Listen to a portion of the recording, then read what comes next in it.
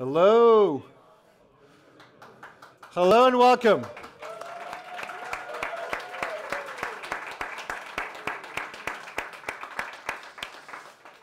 Hello and welcome to Stockholm Hardware number 7, this time on Sound and Music.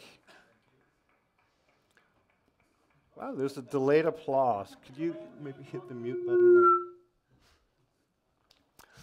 there? We have a really great lineup of speakers for you. We are hopefully also showing on the projector downstairs.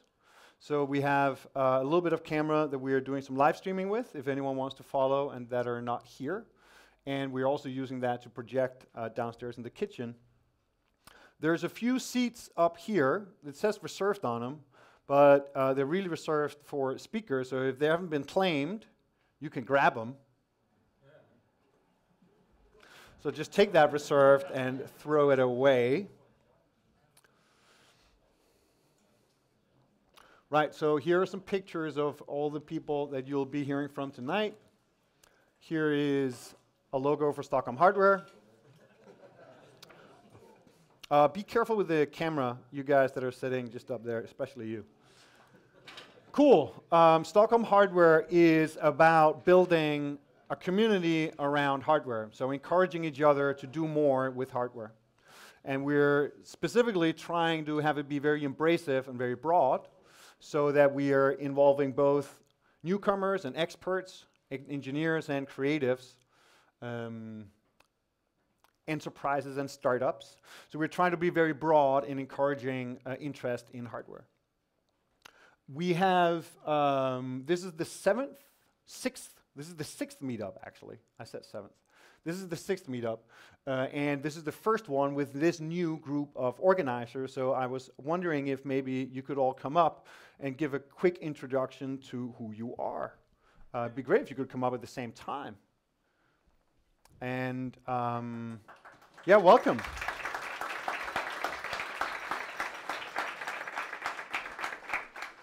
Osa, why don't you go first? My name is, can you hear me? Yes. Okay.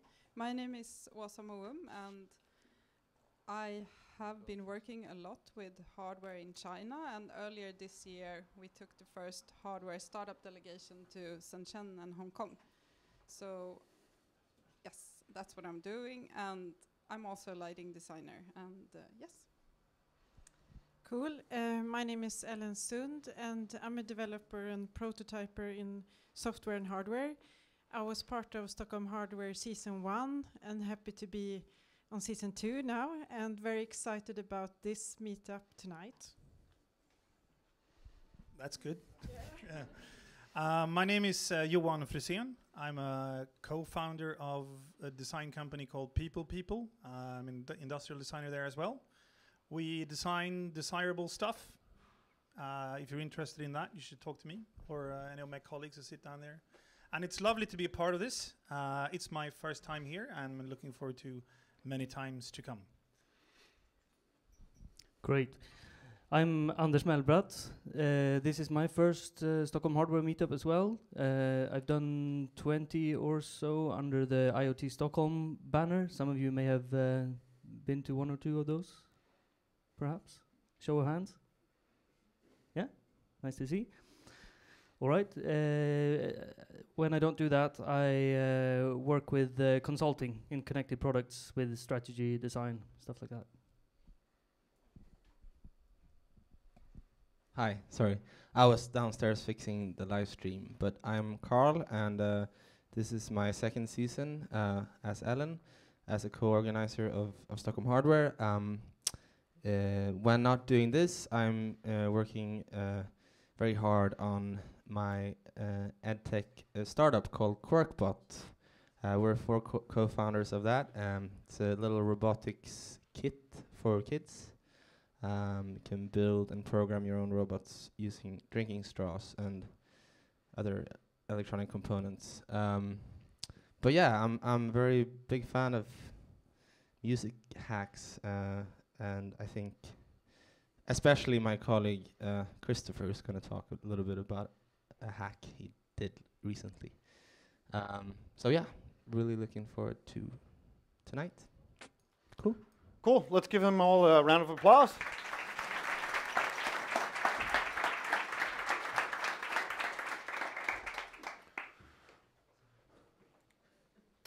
We were looking for a camera volunteer, but Ellen has taken over. Here's the agenda. You've been looking at it in the warm-up. Just briefly, we're going to go through a little bit of introduction. We're going to do a comments or a standard segment for community announcements. So if you have some announcements, you can get a minute to share out on stage. We have a few already. If you're interested, just kind of line up here. Then we have the two main talks, a break for about 15 minutes, and then we have this rapid-fire 5-minute lightning talks. And then it's thanks and wrap up. In between, we have a new thing that we're trying to do more of, which is hardware demos of physical products. So that's downstairs in the corners. If you have some hardware that you'd like to show off, bring it next time. You can probably not see what that slide says. Maybe you can see some of the photos. We already spoke about the fact that we're doing live streaming. A key part of that is to record and capture the video so that people who cannot physically attend can still benefit from these talks. So we actually cut up all the talks into individual segments, and they're on the Stockholm Hardware YouTube channel. Food and drinks, there were some downstairs. Maybe the food is gone. If the beer looks like it's gone, it's not actually gone. We have more cases. So I'm sure we're pulling that up as we speak. We are on this ground floor, and we're in the kitchen lounge area downstairs. There are bathrooms up here on this floor. There's 2. That's it. Here's an unusual thing. We are so well prepared now in season 2 that we already know not only the date of our next meetup, but also the theme of the next meetup, and we have already created it on Meetup. So next time in October, on the 18th, we will be talking about biohacking, and medtech, medical technology. Do you want to speak a little bit about it, Åsa? Just talk a few words about it. So Åsa and I are organizing that event together, and Åsa is helping pull together the speakers. So we have a really nice biohacking lab downstairs. I don't know if Sina is here. Oh, Sina is here? No, maybe not. So we're thinking, or we're planning to show the lab and also some of the really cool stuff they're doing about like integrating the physical body with hardware. And then we also have Makeresan sent Maker in Residence to Shenzhen earlier this year. So Juan Jotara is going to come and talk about what he did there and how he developed his product. So that's going to be really unique because that's going to be the first time he talk about it since he's just about to come home. And then we're going to have a brain drone race. So you actually control the brain, control the drone with your brain. Maybe the opposite, I don't know. High expectations. And then we're going to have Ola and Paul from H2 Hub, which is about health. Yep, co-working space. Co-working space. And so if you have any ideas or if you want to contribute or you want to talk about something that you do, just contact me. Thanks. Great, thank you. Right, so for right now, when I created it, it was just me going. So I hope more people will join for the October event. Call out, of course, for Things. So this is Things, this space that we're in now. Things is a co-working space for companies interested in hardware and Internet of Things. And they're helping us run these events. In particular, they're providing us space, and I think they paid for your beer.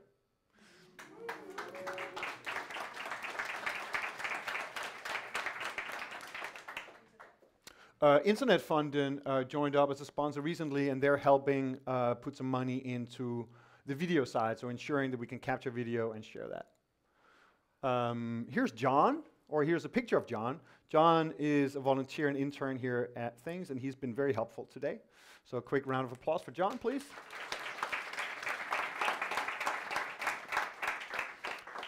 Okay. I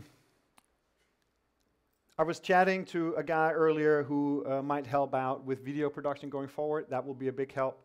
If you're able to help out with things from a volunteering perspective, that would be great. Look after the website, help with social media, and so on. We are working on setting up a podcast for Stockholm Hardware. We've recorded a few pilots. They have not been released yet, but they probably will. So if you're interested in helping out with the podcast, please reach out. Okay, as I mentioned, please line up if you'd like to claim a minute on stage to talk about some initiative that's relevant for the community. It's not about selling your stuff to the community, but if you have something exciting that you'd like to share, I think that'd be great. We have a few things that I've already lined up. Heather, are you still here? Somewhere? Great. So Heather you can talk for yourself, Heather. Yeah, I'll talk for myself. Okay, hello, hi everyone. My name is Heather Corcoran and I work at Kickstarter. I oversee the design and technology categories on the site. I live in London, but I'm here tonight for this event, just for this event. I'm leaving tomorrow morning, came in at 3, leaving tomorrow morning. I'm already totally in love with the community. It's really great. We have just some amazing creators that have been coming out of Sweden. So as I say, I'm just here to kind of talk to you guys, kind of find out more. If you don't know Kickstarter, it's a great place to launch hardware. I think probably most of you here know Kickstarter because it's kind of the de facto place to launch hardware these days. So yeah, talk to me. I'm around. In particular, I was interested in tonight's topics because we have a ton of music tech projects that launch on Kickstarter. Everything from like Artiphone's Instrument One to Baselet. It's like a subwoofer that you put on your wrist to like open source synthesizers, all kinds of things. So it's a great place for music tech. I'm glad to be here. Thank you. And I want to give a shout out to the Ultra Nozzle guys. Sorry, we asked them to come up and do their 1 minute. I'm going to do it on their behalf. This is a live project from creators here in Stockholm. And basically what it is a thing that you can attach to your tap that will help you save water by, it'll spray water instead all over if you're doing your dishes. It's just a great project, and they're totally killing it on Kickstarter right now. So yeah, great place for Swedish creators. Cool, thank you.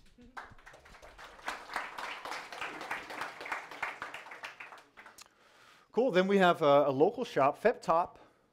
Cool, do you want to come up? Yeah.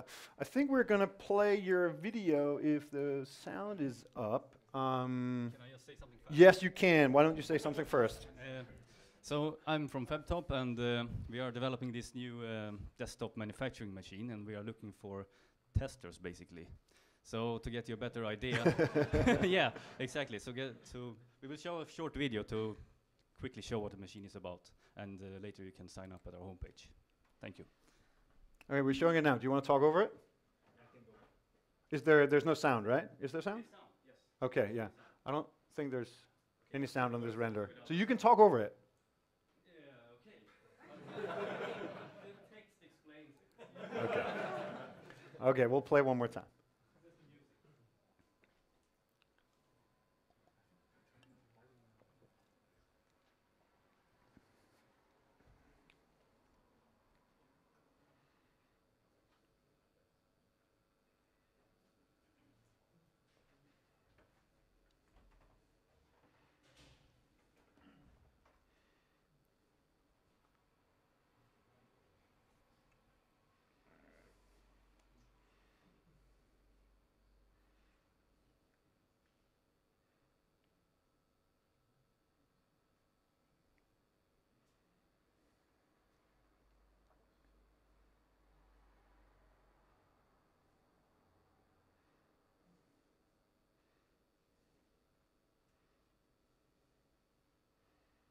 The silence almost works as like a massive build-up.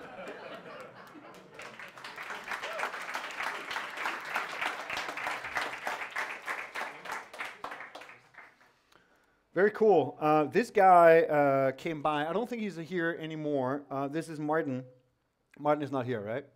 No. Martin thought the event was at 4, so he unfortunately had to go. But Martin works with Sting, I think, and they are about to set up a music tech incubator.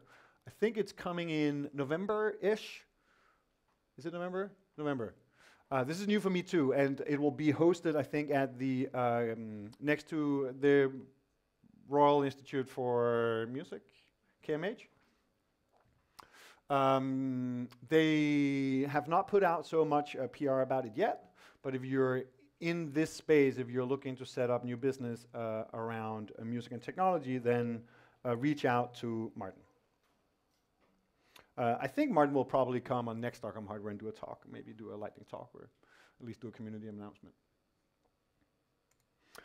There was a few things we already featured in the newsletter, so I'm going to go through it very quickly. In Helsinki, there is NDBS with an IoT track. There's Startup Weekend, which is here at Things. How many are sitting, like working here at Things? How many are members? Just show of hands. Okay, cool. Not so many. Great, so you may not be aware of it. So there is a Startup Weekend IoT on food, health, and wellness, September 23 to 25. John already got connected to somebody who will help him do this. So I just thought I wanted to mention it because I sent out a note on the mail list asking for help for John. So he's doing a casing for artificial pancreas as part of like an open source project. And he got some feedback, some help. So if you're interested, reach out to John. A money success story. So 8 million SEK for Alexander, who was here a couple of Stockholm Hardware events ago and talked about AI. That's it. That's it for the introduction. So next up, we have the two main talks. Then we have a break and lightning talk. So I think first for the evening is Håkan. Welcome, Håkan.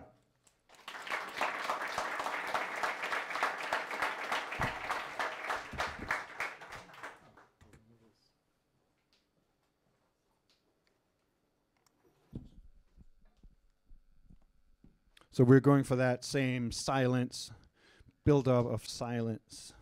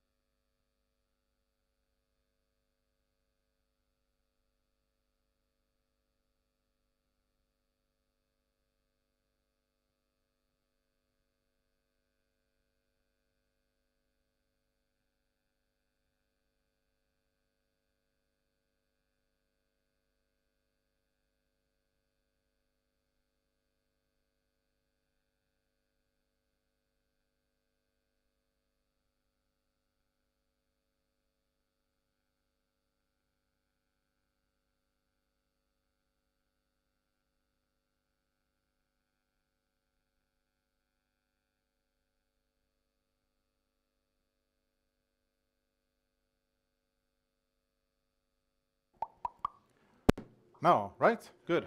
Yeah. My name is Håkan Lidbom.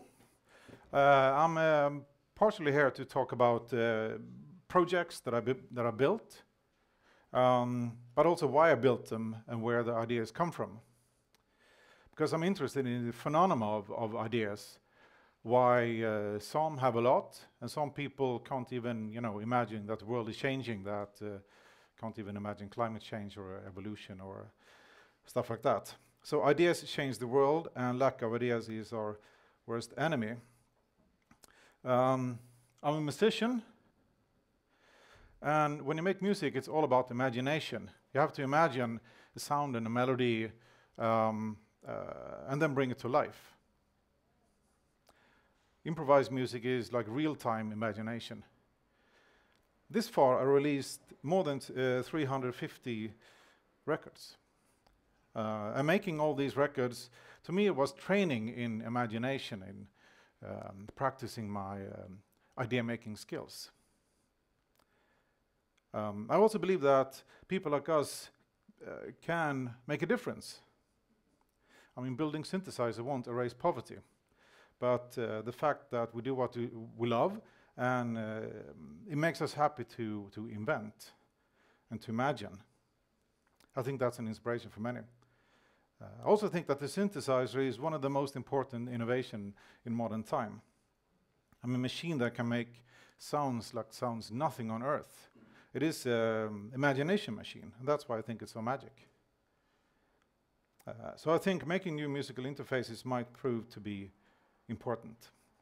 To explore if making music is a unique human ability, we gave synthesizer to the monkeys of Stockholm Zoo to see if they had any musical skills. But they didn't. They really suck. So this experiment wasn't really a great success.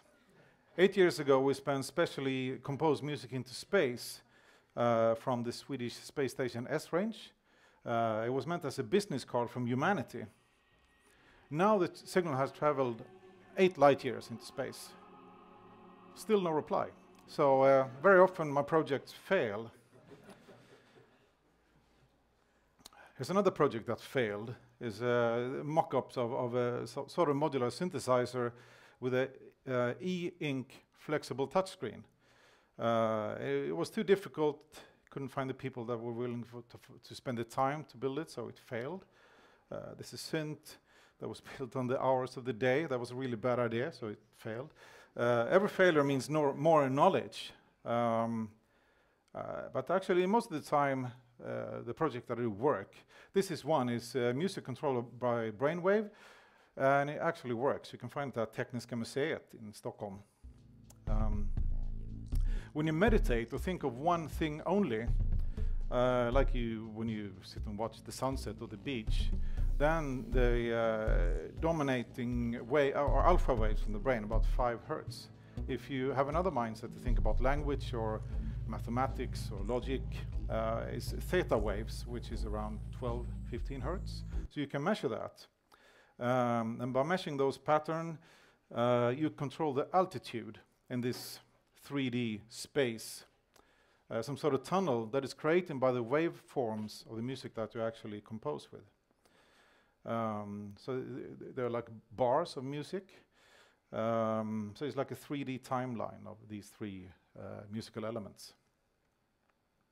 Also at Tekniska Museet, you can find this strange music instrument. By touching different zones of the instrument, and then you touch each other's skin, you create different musical combinations. And you can make up to 5 stems. Each stem is represented by a background, backlit animation, synchronized with the music. And the more people interact, the more harmonic and uplifting the music and the animations. The whole sculpture is vibrating with vibration loudspeakers. So deaf people that otherwise can't hear music, they can see it and feel it. And it was a really interesting experience for me to compose music that doesn't just sound good, but it vibrates well as well. This project was developed in collaboration with many different groups of disabled people, most children and youngsters. And here is a very ugly scale 1:1 cardboard prototype to find out the size and the shape. This project was also made for and in collaboration with blind people. It's a tennis game, but there is no ball. So instead you play with sound and music.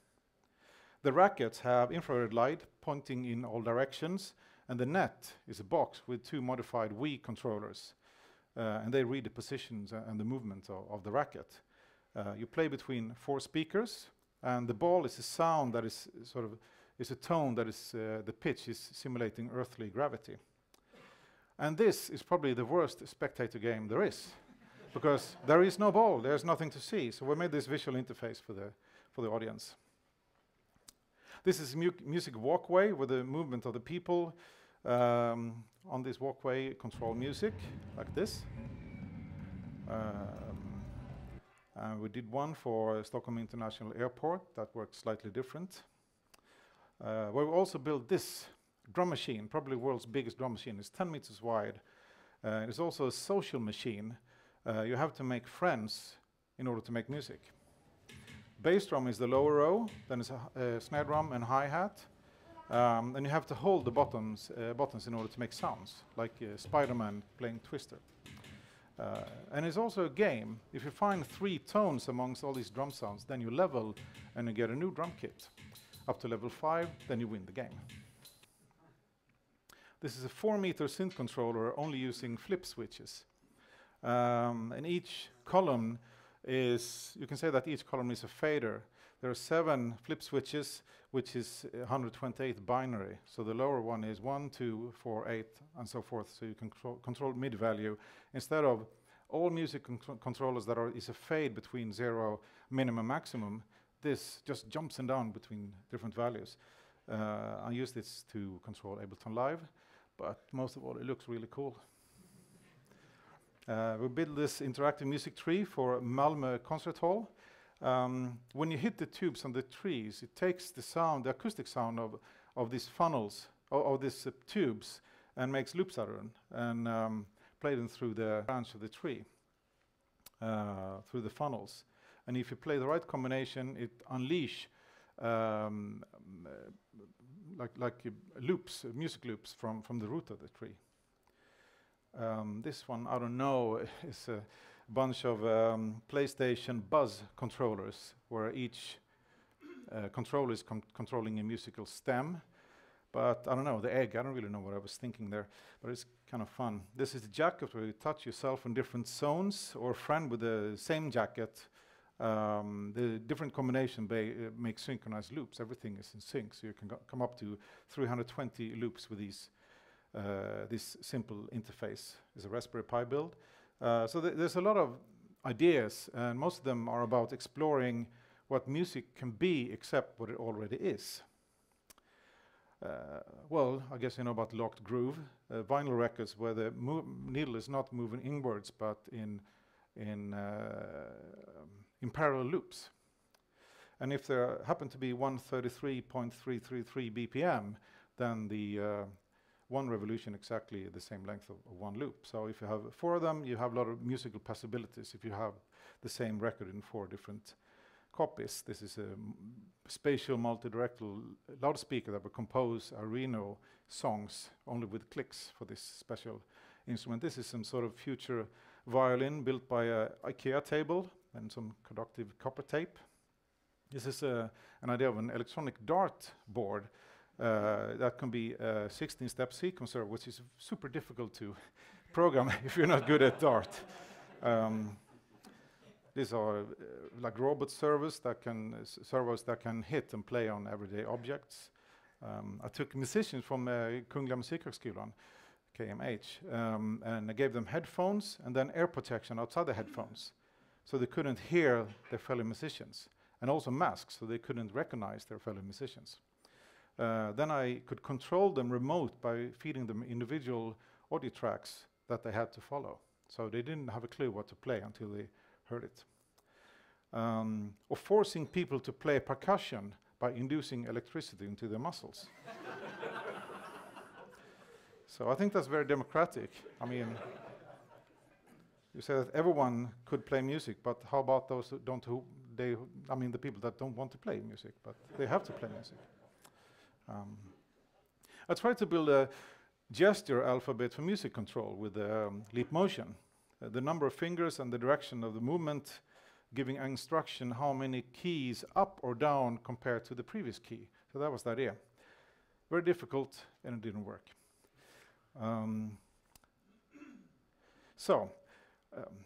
This is an app. I'm not here to talk about app projects. I made a few software, but to explain how an idea can evolve from one idea to something else.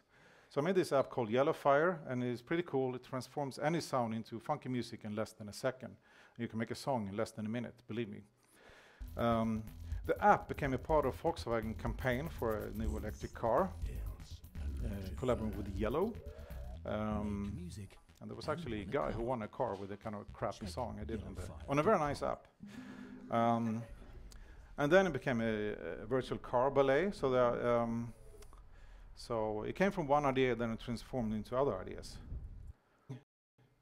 On this app is my big finger who's twisting small colored cubes, colored blocks as a music. It's 8 cubic meter inflatable cubes with a gyro, so it feels which side is up. And build this very strange collective musical instrument that is one of the few instruments where it's actually much better if you're really drunk to play them.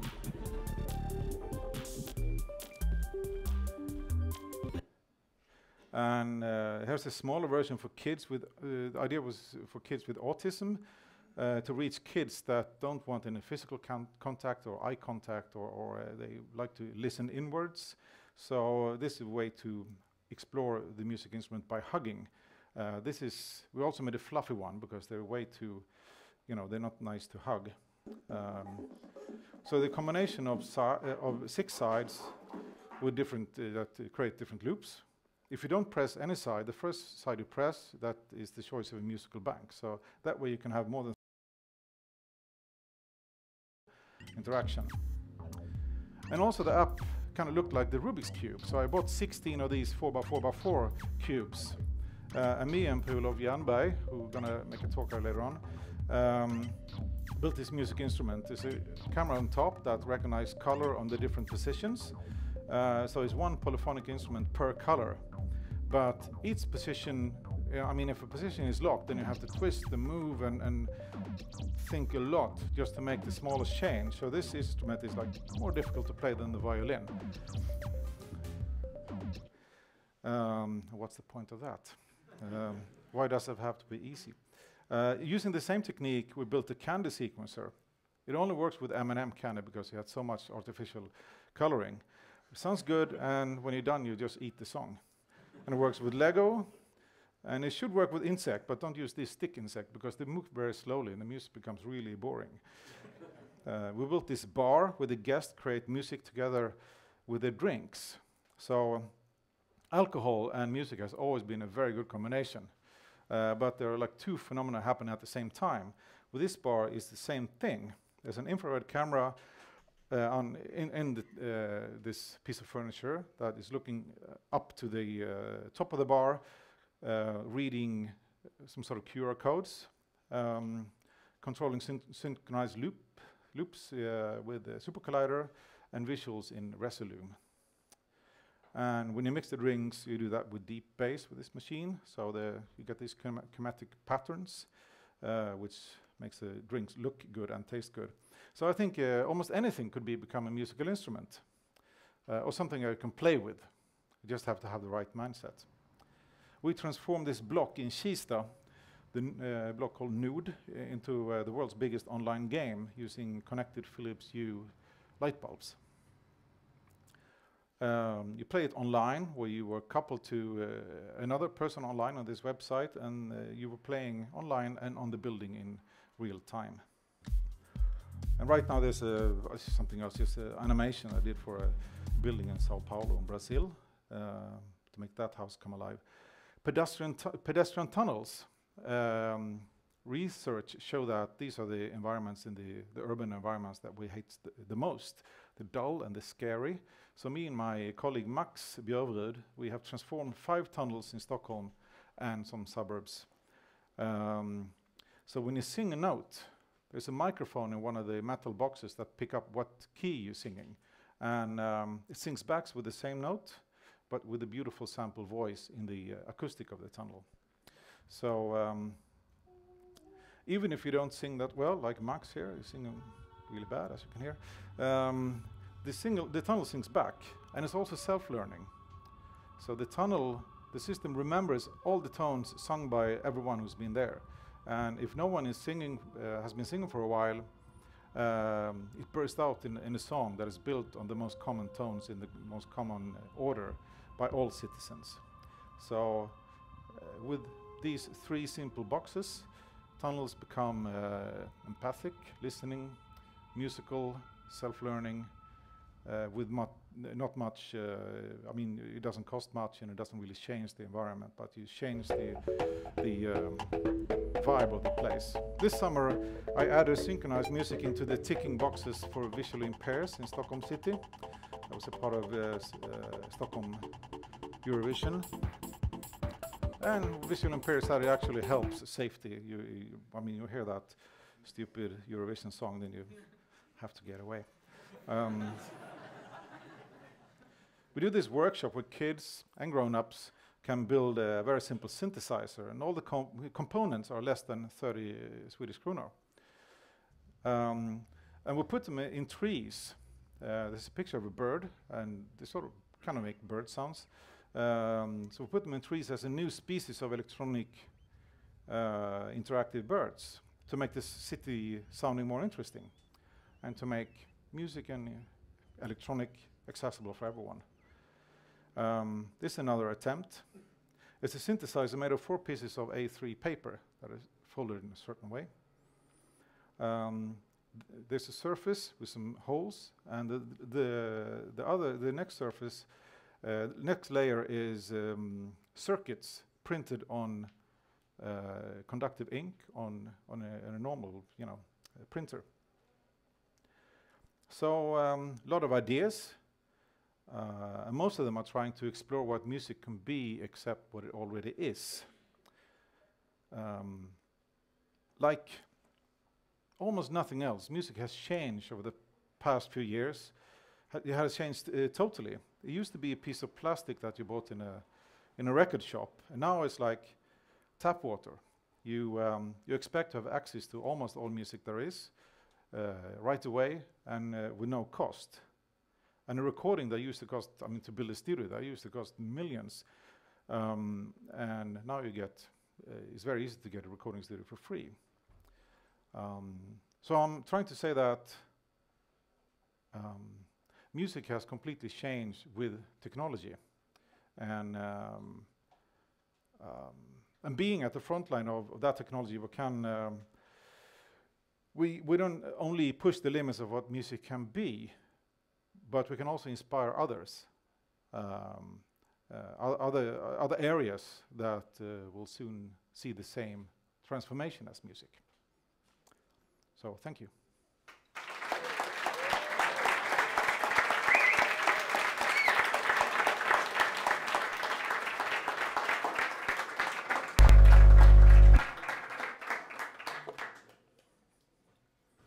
We do have, thanks a lot, Håkan. We do have some time for Q&A, so maybe we shouldn't go too far. And Christopher, not quite yet. If you have some questions for Håkan, just shout out or poke up your hand, and Håkan, if you could repeat them before you answer them. What's your next thing? There are a few next things. One thing that is very cool. You can take 3. I'll take one that I like. It's a little bit of hardware, but not too much. Now it's called Moon Pong. Is connecting radio amateurs all over Europe, radio amateurs that have built their own parabolic antenna. A lot of people build antennas like 10 meters in diameter so they can listen to space. So Moon Pong is a game where we send pings to the moon, and the first radio amateur to pick up the ball, the sound, is the winner of that ball. So we make a ball game that is 385,000 kilometers long, and on the Earth side is the whole of Europe. So think big. Yeah. Believing that language is music, how would you imagine getting music to teach language for newcomers in a fun way, not in this stupid way? You mean for I'm newly sorry, arrived? Håkan. I'm sorry to interrupt. Just make sure to repeat the question. Yeah, you were asking if music could be used for newly arrived to Sweden for a tool for integrity or integration. I mean, how to use music for teaching language in a fun way. I'm not a teacher, so I can't really say how you do that. I do think it's interesting that research show that kids who can't hear the difference between a semitone, ba ba, before they can read, they probably have problem learning how to read. But if they can spot the difference between those pitches, they will be good at reading. So there's a very strong connection between music and language. I'm not a politician, and so I don't really have a clue how that could be. From an entrepreneurial point of view, just like to combine music with learning to make it fun. Big question. I have to think about that. How does your idea process look like? How do you work with ideas? My idea process, what I think is more significant, or it was more significant for me, used to be, you know, I made a lot of music, I made records, I was touring, and I always had this pressure, this demon, this negative voice inside me who said that, oh, it's not good enough, you can't release that, someone is much better. But one day when I was going with the underground, I just noticed it has stopped, there was no voice. So now I'll just do it. And I'm, yeah.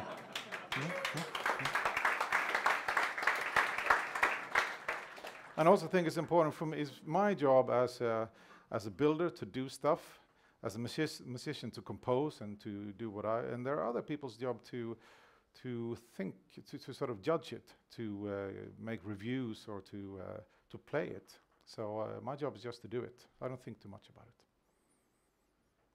What's your, or do you have a go-to programming environment when you create your interactive stuff? Could you please repeat? If there is if you have any go-to programming environment when you do your interactive stuff, do you work in pure data or super collider? Yeah, you're asking me what sort of program environment I work with. Different things. I'm not a programmer myself, so it depends who I'm working with. Okay. Pure data, very often Unity. Yep. That's it. Thank you.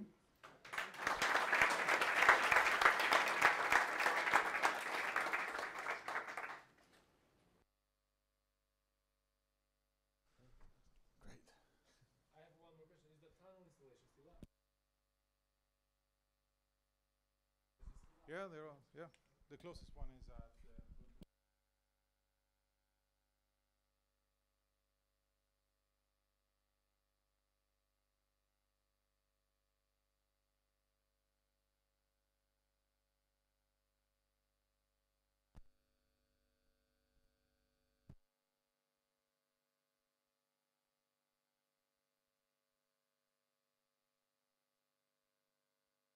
Uh-oh.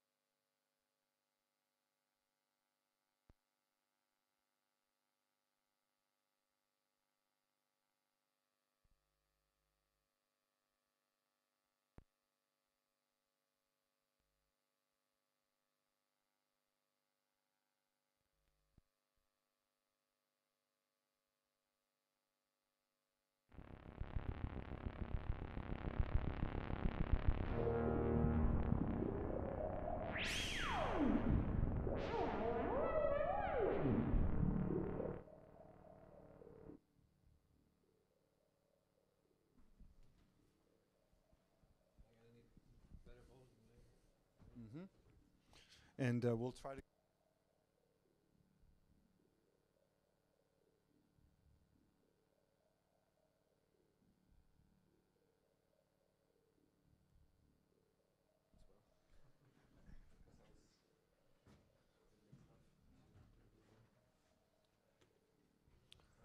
Yeah. So, please welcome to the stage Christopher Hagbart.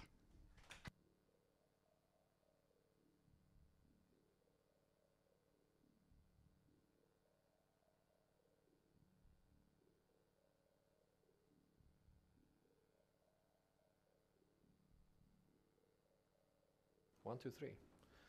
Great, it works. I have a presentation on the other computer. So I'm just gonna plug in. This one goes here. And this one goes here. And I have this one goes like that. Great. Hello everyone. Yeah. I'm Christopher. I do some different things. Right now, I'm actually mostly working with kids' toys, with Quirkbot. And that is basically my day job. or something like that, making small robot toys for kids to learn them, to teach them how to build robots and stuff like that. But I also have a lot of other things that I've been doing like historically and that I'm doing sort of on my free time. And that is a bunch of stuff relating to musical instruments, and I guess that's why I'm here today, to talk about musical instruments or electronic musical instruments. So basically from the beginning I'm like a, I don't know, media artist, something like that. I have a Master of Fine Art in Media Art thing. And I learned to program and do stuff like that in art school. I'm also a chaos pilot, which is a kind of other weird education. So today I'm going to talk about two things only. They actually asked for a very hands-on talk. So first I'm going to talk about a little bit of theory, whatever, and show some stuff that I've been doing. And the theory is like one thing that I find really, really interesting about electronic musical instruments in general. And the other thing I'm going to do is to show what I did this weekend. I did this thing this weekend, and maybe it's not super interesting in itself, but yeah, I can explain more why I think it's fun and interesting. So, yeah, oh, sorry. You can show it like this. That's nice. It's a phone and a thing. Yeah, it's a little teaser, and here's the volume. Do we get to see on the inside? Oh yeah, let's see on the inside. The inside is quite boring. Now it's like, that's nice.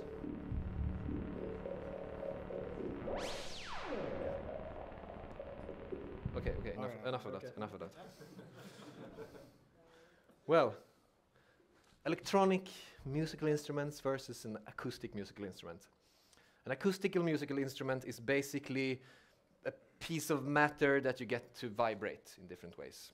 That is every musical instrument ever.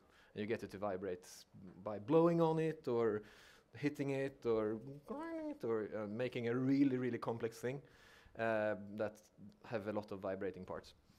Electronic musical instruments, as you can see on the picture here, are completely different, because they are actually a synthesis thing, what Håkan was talking about, a synthesizer that is connected to a controller.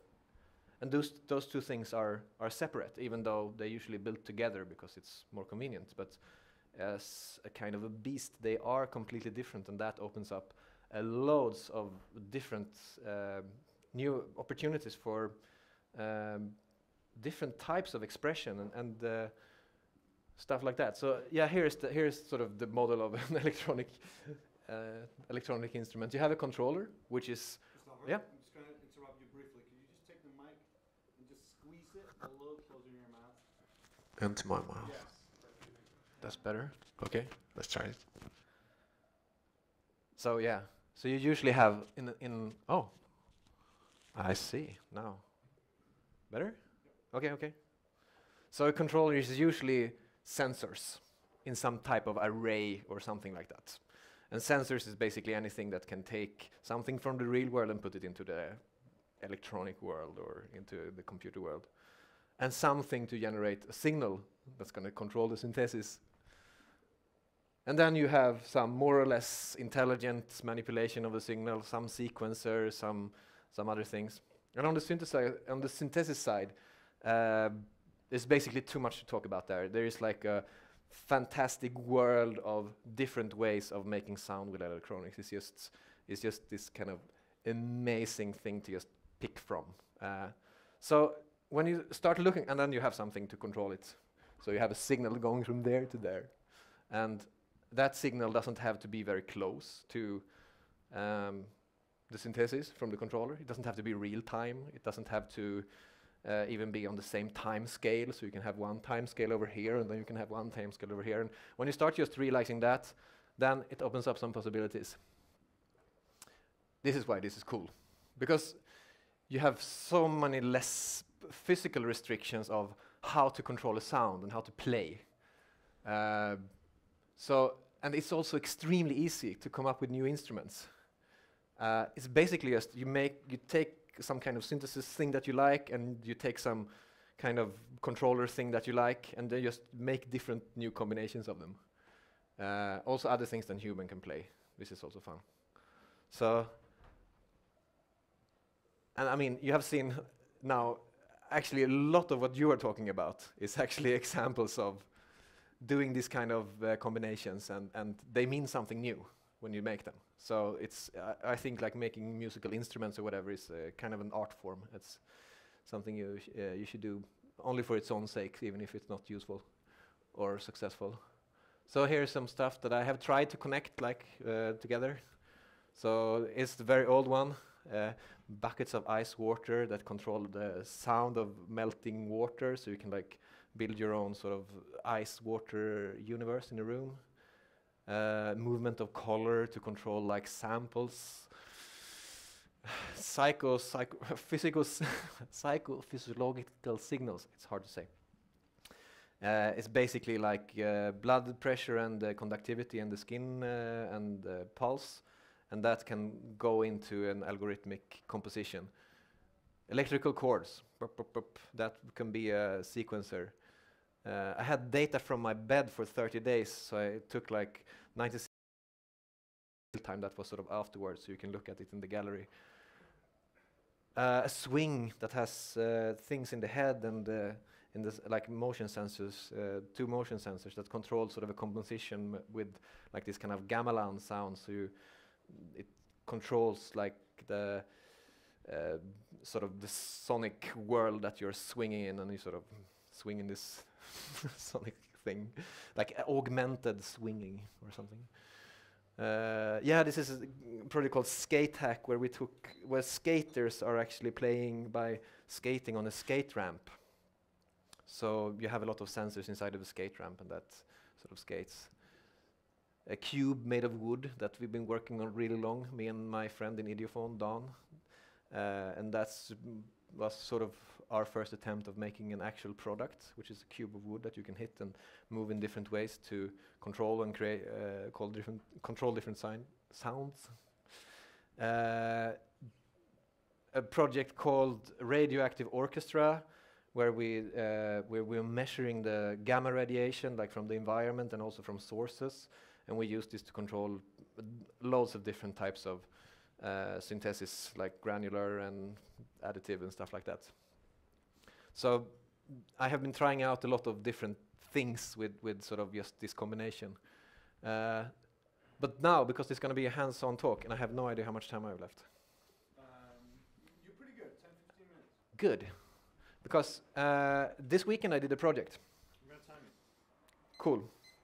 And it's here. And it sounds a bit like this. I want more sound. More sound. Good.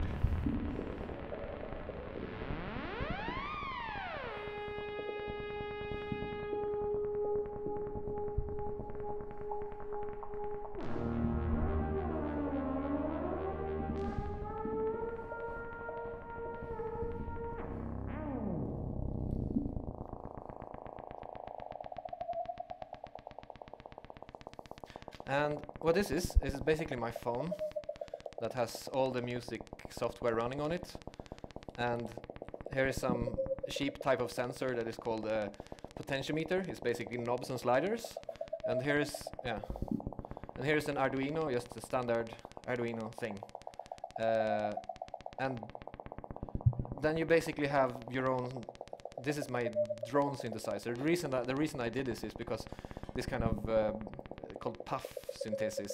I don't know exactly what it does, but I found the code for it, and I love to tweak it. But I wanted to tweak it like not have it on my phone or on my computer because it's not so nice. I wanted to have like a thing where you can like tweak it without looking. Yeah. So that was my motivation of doing it. Yeah, sure. You can tweak it.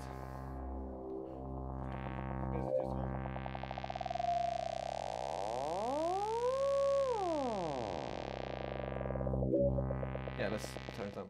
So what I was thinking was because it's so easy to make this, I want to just show you exactly how I did. Is that okay? Cool. So back to this. Yeah. So here we have like for the synthesis, we have something called pure data, and I have a patch in pure data. I'm going to show you what pure data is, and I have a way of putting the pure data patch on my phone with something called MobMuplat, which is an interface, and then I put it on my phone. By the way, I have done nothing of this like myself. It's just tools. We have an Arduino with some very, very secret sauce made by a man sitting over there. Because Arduinos usually don't love iPhones. Or they do, but iPhones don't love Arduinos. If you plug an Arduino into an iPhone, it's like, nah. You get a lot of pop-up screens and bad stuff. But I know a guy who can make bad pop-up screens go away like no one else. Sliders and knobs, because that's lovely. And it's very conventional, but that's fine. Cardboard and glue. Yeah. So this is the 6 steps. So first I want to make my pure data patch. And this is a pure data patch. I'm going to go over here. So this is, I don't know if you can see it very well. I think maybe you can see it. This is basically, if you haven't seen pure data before, this is what it looks like. It's a lot of little, little thing that you can move around, and you can make new boxes and type stuff into those boxes. And if you type something meaningful, the box will do something meaningful. And here you have basically two sound, these 2 boxes here, they are basically the sound synthesis. And it's something you can open them up and look inside, and they look like this. This is completely stolen, by the way, what's inside of here, or borrowed, because everything is open source. So this is open source, but it's patented by IRCAM. So I don't know if I'm allowed to. I cannot sell it probably. So when all the boxes are connected like this, it sounds very nice. So I decided to take not 1 but 2 of them. They're both the same. And then there are some things in this algorithm that you can control, and they're called different things. Fundamental and say center frequency and stuff like that. And then I put some LFOs on it because LFOs are nice. This low frequency oscillation. These LFOs. And then I put that into a reverb because this is a drone instrument, and the most important button is the reverb. So you have to.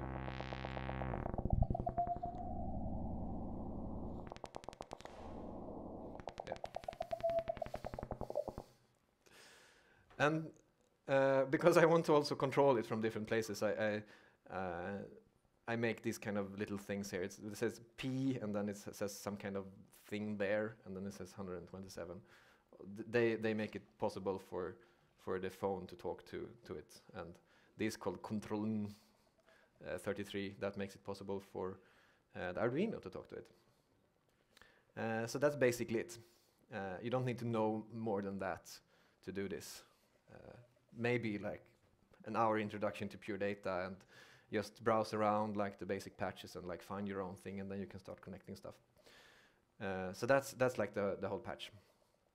And then this actually runs on the computer pretty well, so you can like hear it on the computer and try different things out.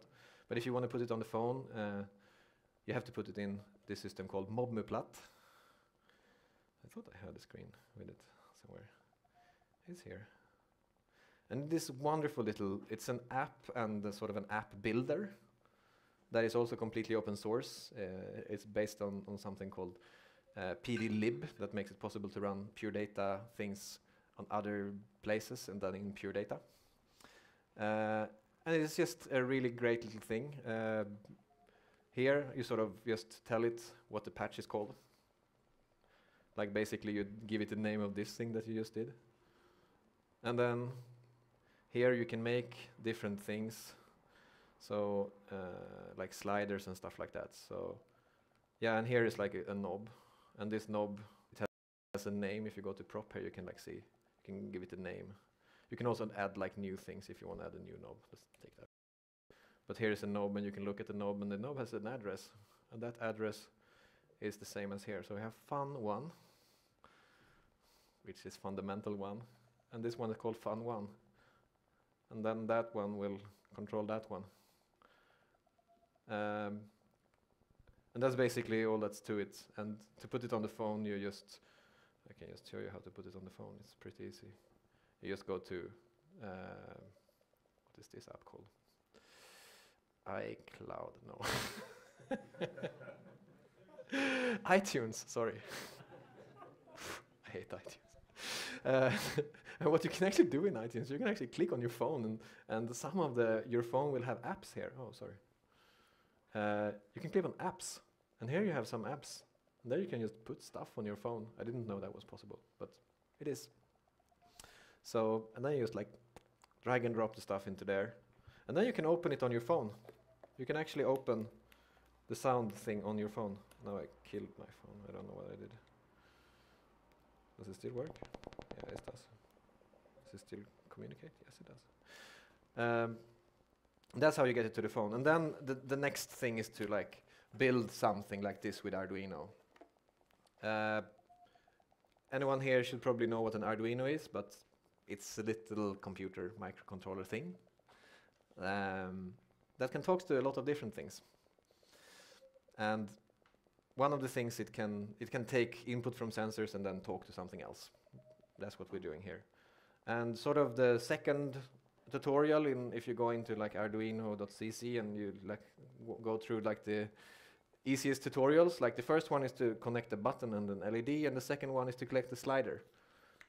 So that's basically what I've been doing. I've taken like going into the second Arduino tutorial, how to connect slider, and then I connected the sliders. But I connected 9 of them because there is like 9 inputs here that can take sliders. Sliders, they are quite easy to connect. It's just 3 things that you can connect. Learn to solder, that's really fun. You connect the plus and the minus, positive and negative. VCC, GND, whatever you want to call it. Make sure you use a lot of colorful things inside because it's good. And make sure to connect it to the Arduino. It's really that simple. The only thing here, what you want to do, you want to. Ooh, shit.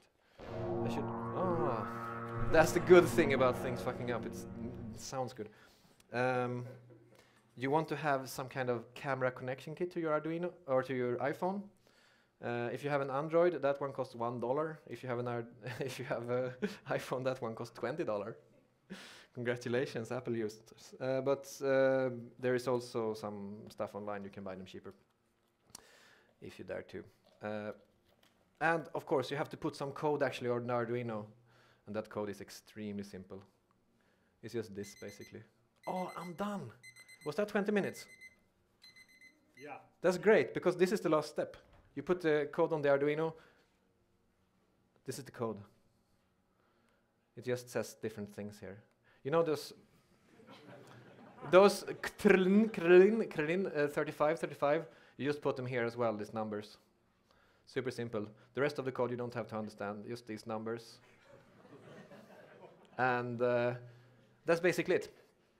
How to build it. And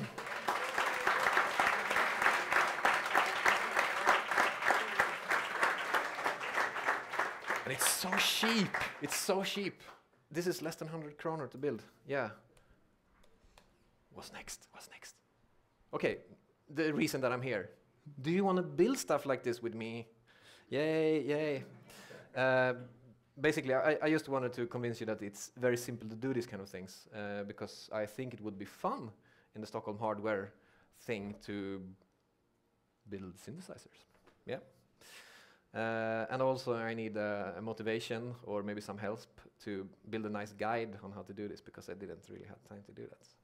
And maybe in the sort of the next step it could be possible to create because these are really easy to distribute as well. I mean, if you come up with like a nice Arduino patch and everything like this, it's pretty easy to distribute it. And if people just want to do the soldering themselves, for instance, or then all sort of the software is easy to distribute. Yeah, I think that was my question to you.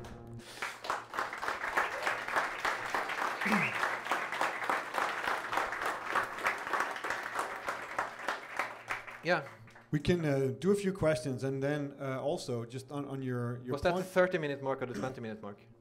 This is like we've got 5 more minutes, then we really do need to break out. Okay, sorry. So you can take a few questions, but I just wanted to comment on your notes around, like, maybe we could do a workshop, or maybe we could do something together. One of the things that we have heard as suggestions from the community is what are the opportunities to do more than just this meeting. Yep. So could we do some workshops? Could we do like short workshops, like maybe in the evening, so like half an hour? Or perhaps we could do workshops that would be a couple of hours, workshops that are paid. If you pay, then maybe there would be enough money to buy for the materials for you to use and so on. So maybe you could just talk a bit about, like, how could you imagine that actually working? Like if we reach for out, this particular workshop? Yeah, for this particular one. Yeah. How would that work? I mean, I think that for a particular workshop like this, because the materials are so cheap and the only expensive thing is the phone that you already have, I think that if I would do a workshop like this, I would probably need someone to organize the thing around it, like getting people to come, sign up, book a place, order the pizza, stuff like that.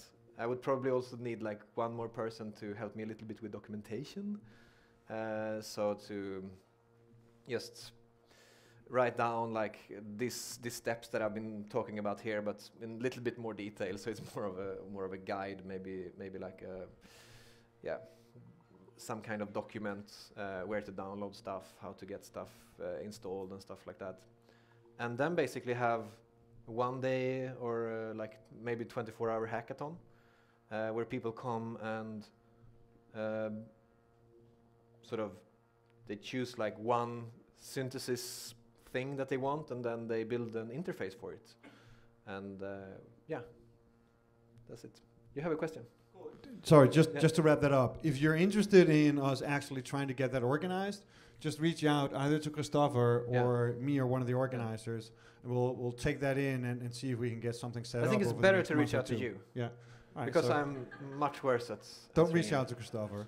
So all over both meetup.com and on STHLMHW.se, you'll find my email. So if you're interested, just reach out or post on Facebook or Twitter. We'll try to get something set up. Yeah. Thanks. Let's have some more questions. There is a question. Yeah. I'm really interested about the working process. My. Yeah.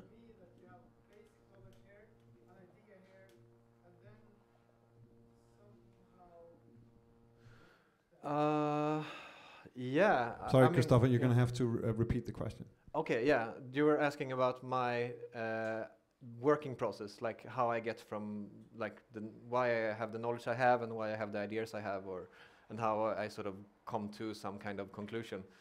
It's hard. It's easy to actually say afterwards and to make a generalization about how you've been working. And that's gonna sound really good, but it's probably completely bullcrap, like you do in art school. And then you'd like, oh, this was my process, or it's like you do in for instance, I've been at this like project management school for 3 years called the Chaos Pilots, and then you make a really messy project, and then you have a really nice summary of how it was done, and everything was set up perfectly. So I think it's a little bit like that. So whatever my answer would be, it would be a little bit false. But at the same time, I would say that I'm very much sort of interested in stuff. I'm pretty much nerding in on things, and then like my brain starts spinning and thinking like, this technology is really nice. Why didn't people do more stuff with it? That's basically what's. But it can also be just like that you like someone else's idea, and I was like, I want to do this myself, and then you sort of do it yourself, but you're not good enough. Or when you're actually doing it, it becomes apparent that it should have been done in some other way. So I don't know. It's but you can be really, really structured around generating ideas. I'm sorry. Yeah, I'm going to cut you off. Good. Let's do one question. I wasn't saying. one last question and a short answer, and then we're done. Okay. Short answer. Do you think like the technology that you explained right now, do you think it's easy to make it for kids if we mix it with storytelling, with a lie? For kids,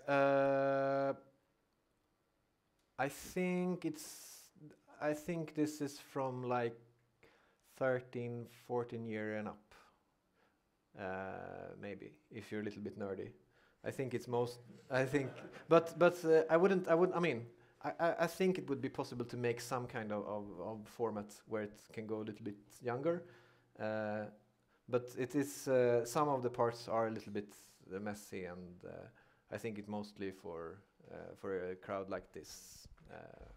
You can use QuirkBot for younger kids. You can use QuirkBot. Yeah, we're doing. We're doing projects for products for kids right now. So that's like my day job.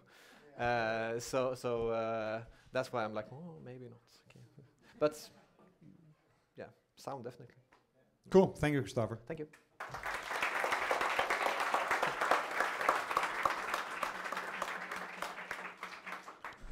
Okay, so we're going to take a break. It's going to be about 15 minutes. And then we're back up here for lightning talks. Was also going to mention, somebody asked for the contact details for Martin, the guy who is doing the music tech accelerator. So I'll put that on the screen, and I'll put it on Twitter and Facebook. So see you in 15 minutes.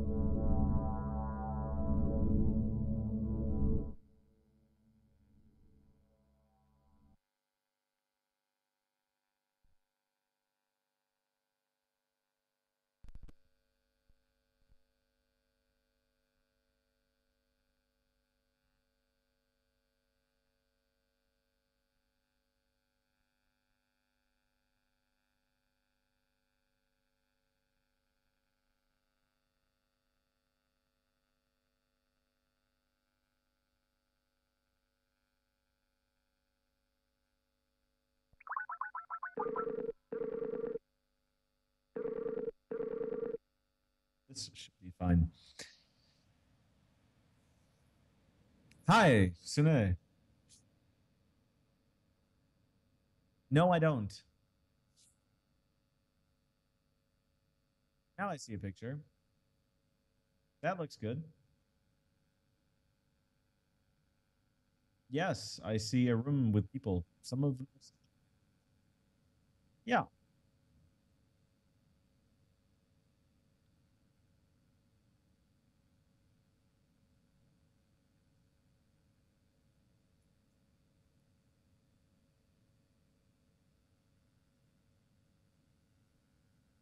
All right. That is awesome.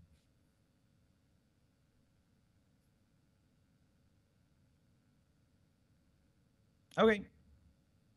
That's totally fine. Ciao.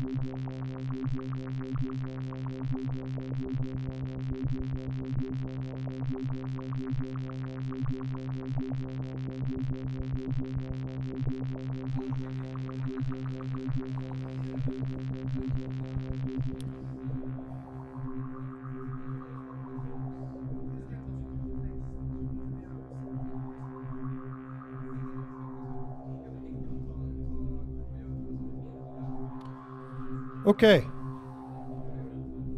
Let's look to get started in a few minutes. So if you're downstairs and you want to come up, listen to the presentations, then let's get ready.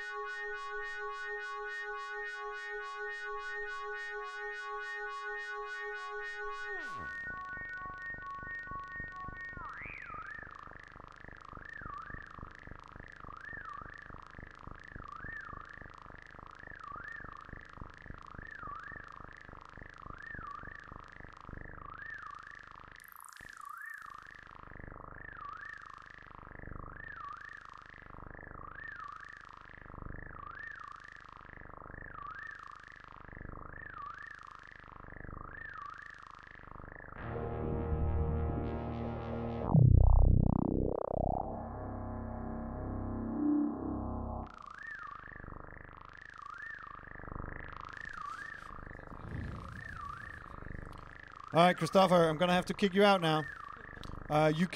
Christopher may set up his noise generator downstairs in the back along with the demos. Okay, so we're about to start. We'll just, we'll give you a minute or two to get settled in. Many people have asked me about how to get into Christopher's workshop. And since we don't have any other particularly structured way of doing it, you can email me. I will also, I'll post on Stockholm Hardware's Facebook, Twitter, and the best way to stay in touch is the mail list for meetup.com. So for the Stockholm Hardware on Meetup is like the best place to get like a mail list update.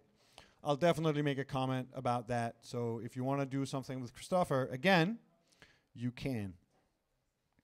Okay, cool. Yeah, so in a minute we'll get rolling.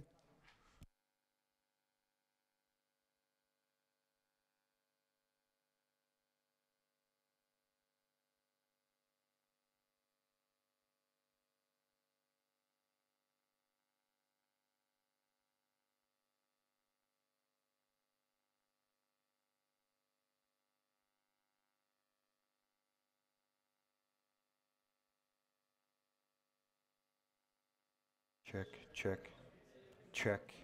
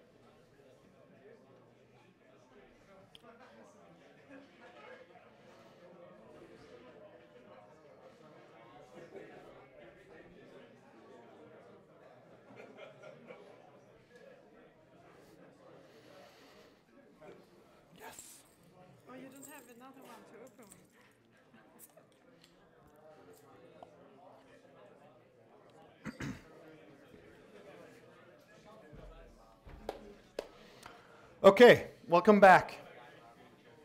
So this is the second half of Stockholm Hardware, and these are the lightning talks. So it is, the idea is to get as many people from the community to come up and share their experiences. So the format is very short, it's just 5 minutes. So it's a little bit constrained in how much you can talk. But on the flip side, you get to meet a lot of people. Many of the talks are themed around sound and music, but not all of them. And for you guys, when you think about future events, have a think about if there's something you can share. It could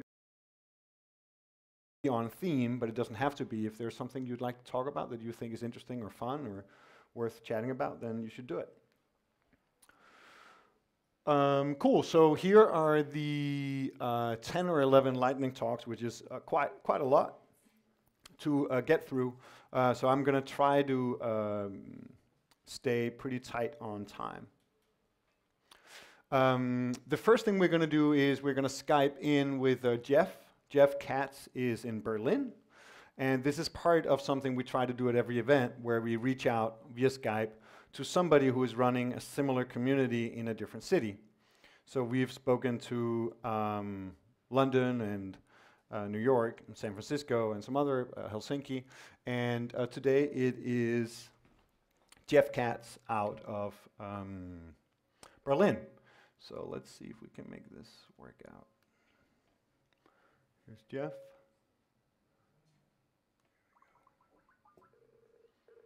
Uh-oh, that's not good. That is not right. Hello. Jeff, how are you? Good. Nobody can hear what you're saying. Oh no. Hang on, how about now? Why is that? Yes! This is good. Shaba. Very cool. Okay, hang on. Wait. Let's get this right. You need to be able to see us. Okay. Yes. I can see you. Okay. Here we are. Okay. So a warm welcome for Jeff Katz out of Berlin.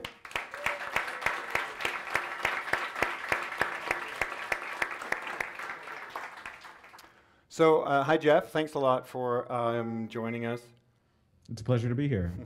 The idea is that it's a pretty short segment, maybe 5 minutes, but was just thinking that you could talk a little bit about what you're doing in Berlin and what the community is like. Sure, we're doing lots of really cool stuff in Berlin, actually. So to give you an idea, about 3.5 years ago, we founded the Hardware Berlin meetup, and in the course of the last 3 years, it's grown and developed into now it's called hardware.co. And as part of that community, we run meetups, lunch events, we run evening events like yours, and we also run a not-for-profit hardware accelerator where we take companies from all over the world, we bring them to Berlin for a couple of weeks, and we put them up with mentors and resources and really push their companies forward. And for that, we don't take any equity or any money or anything like that. It's all run by sponsors. That's very exciting, and I remember seeing Hardware Co. when I was in Berlin maybe 2 years or so ago myself. And I think that was part of the inspiration for getting this meetup group going here. So I didn't meet you at the time, but I'm very happy about what you're doing. So could you talk maybe briefly about how do you find time to do that, and what's the trade-off between your community activities and whatever you're doing for like your main line of business, or is that the main thing you're doing? Well, the focus originally for starting the hardware meetup here is I was fresh in Berlin and I was working at a hardware startup. And Berlin at the time, it was already sort of a startup-y, hubby kind of place. And so there were a lot of meetups that were startup oriented. And I went to some of these meetups, like the Berlin Tech Meetup and things like that. And there were a bunch of people complaining about AWS and JavaScript and all sorts of stuff that like has nothing in the same universe as, yeah, I have a 26-week lead time, and how am I going to get this into my customers' hands? So he said, you know, there's got to be other people making stuff. There's got to be other people with the same kind of problems that we have. So he said, you know what? the heck with it, let's just start a meetup and see who comes. And the first meetup was a lunch meetup, and 20 people came without any promotion from us. And that was pretty cool. So we ran it again, and then 30 people came, and then 30 people came, and then the restaurant kicked us out, and then 40 people came. And then we said, okay, this is definitely headed somewhere. And for us, and at the time I was working with Kiwi, the idea was building up the hardware startup community in Berlin directly benefited us at Kiwi. So the more people are interested in hardware, the more hype there is, the more news there is, the more attention you can bring to the fact that there are people making hardware, the easier it is to hire people, the easier it is to raise money. And so it was a very reciprocal relationship. So how did I find time to do it? Well, I almost got divorced from my wife. I didn't see her for a long time, and she was fed up with it. But thankfully, everything's okay now. Somewhere she's giving me a dirty look, I'm sure. But I was working a lot of long hours for the hardware startup, and then a lot of extra hours for the meetup. And that's sort of how we pulled it together. Very cool. So we're on our number six hardware event, and we're maybe 150 people today. Cool. Yeah, thank you. And today we are running a theme around sound and music. When you look forward, like what are the types of things that you think really makes a difference in building the community around hardware?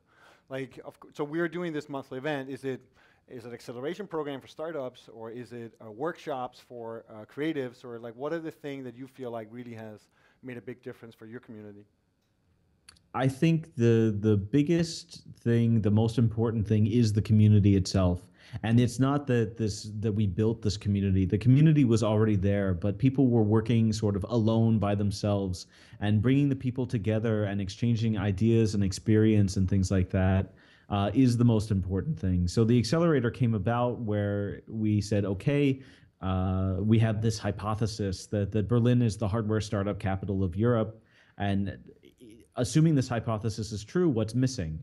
And we said, okay, well, there aren't any hardware accelerators. At the time, there was Hacks in Shenzhen, and there were a couple in California, but there aren't any hardware accelerators anywhere in Europe. So if Berlin is the startup capital, the hardware startup capital, then there should be an accelerator. And so this is the kind of crazy thinking that caused that to happen. But in terms of how to improve the community, just have regular events, get the community out, have events at different times of day. So we found that different people were able to come to the lunches as opposed to the evening events because of whatever their work arrangements are. And if you announce the stuff further out in advance, then usually you get a better response. But honestly, just keep at it, keep getting people together, exchanging information, and really cool stuff will happen. That's great. Thank you, Jeff. And before we let you go, maybe just give folk a sense of how they can reach out to you if they want to chat more about what you're doing, or how to get connected to the ecosystem around you in Berlin. Then how do they get in touch with you?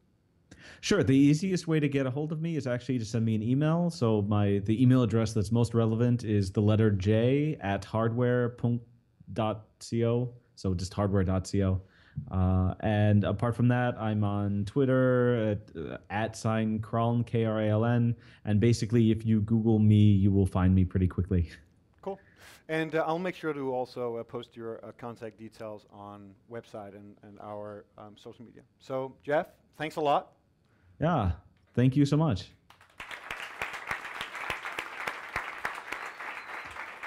One thing?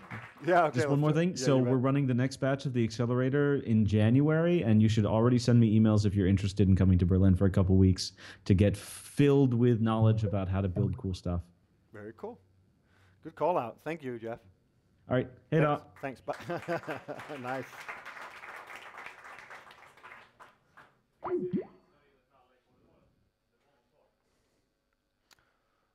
I'm sorry, I didn't get that. Oh, great. Yeah, so there are some more seats available up here. So on the first floor, there are still more seats open. Great. That was fun. So let's get back to the regular program.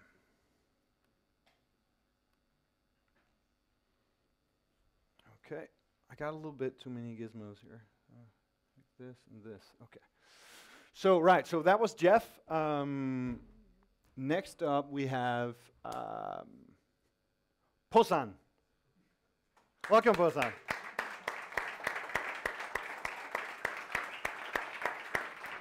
You want this thing, or do you want the mic? Yeah, I do have the mic. There you go. There you go. If you say something for a little while, then I'll find your slides. Hello. Okay. You want the PBDX? Probably. Yes. Then probably a little. How about that? How does that look? Yep. All right. Hello. I'm Possan, Per-Olof Jernberg. You can find me on almost all networks as Possan. A little bit closer with the mic. Yep. Yeah. Great. Right. Okay. So I do a lot of weird hardware things. I do some projects with Håkan as well for helping him realize his often weird ideas. This is another thing I did. It's a whiteboard sequencer. So you use colored post-it notes that actually like affects the music that you make. The candy sequencer again. It's the same principle. It's a camera, it tracks colors. It's fairly simple thing. The cubes, the Rubik's cubes. These are the motion tracked. So they detect the orientation of the cubes and affect the different patterns in the music based on that. Let's see. So a few years, like some years ago, I guess, I found this thing on the internet, like the Monome, which seems like a really basic thing. It has a shitload of buttons, but the nice thing is that it actually the logic for the device is in the computer. It's not in the hardware. So the hardware just sends button pushes back to the server basically, and so that led me down the road of building my own controller, I guess. So this is it, the first thing. It's a nice blue IKEA box with buttons and controllers and knobs and a little display. And it acts the same way. It just sends the button pushes back to the computer. The computer responds with some kind of feedback, which lits the LEDs and edits the text on the display, which is really nice. It's really fun because then you have to think about how you build your sequencer hardware and how you like build the UX of this thing. And also there is no stop button. It just runs the loops forever, which is kind of fun. So the next, this is how it looks inside. It's very colorful, lots of wires, breaks easily. So a couple of years ago, I went to a hackathon in Umeå in Sweden, a music hack, which at the time I had purchased a couple of LED panels, which I brought up there, and the idea was that we could build something that could, I don't know, in some way interact with music. We found a guy there that had liked the idea, and we actually started building something. So we built this thing. It simulates virtual objects inside of the cube. So if you tilt it, the objects will roll over to the other side and make noises. It's built out of duct tape and dangerous voltages of LEDs, I guess. But the judges really liked it, so they convinced us to actually keep working on it. So the second iteration was a laser cut version of that, which actually held together by itself. Looks kind of nice. We also kept working on it. Eventually it turned into something that requires buttons, because if you don't have buttons, you have no interaction except for the rotation and the velocity or the orientation of the device. So Adafruit has these kits where you can buy a simple board that has I2C that sends the button pushes and responds back with LEDs lighting up. So we bought a bunch of those, stitched them together into this thing, which is the current state of this project. And it's a music sequencer where we can use all the sides of the cube. It's wireless. It sends OSC messages back and forth to the computer if you're using any standard music software, you should have support for it. And it's the same thing. It's really fun to actually try to build a UI for something that's really limited, like this. I think that's it. I have it here. It's downstairs if you want to try it. I have the blue box version of it as well. And yeah, if you have any questions or anything, I'm all over the internet. Spåsan.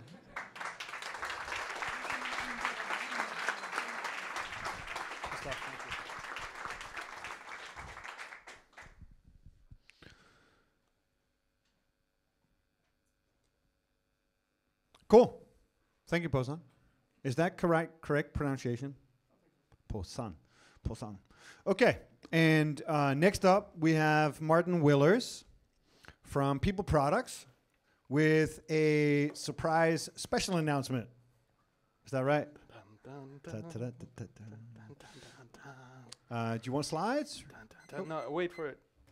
Let's see if we can do this magic stretch.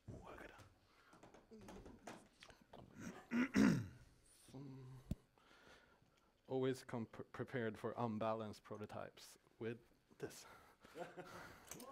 Oh, told you. And drama.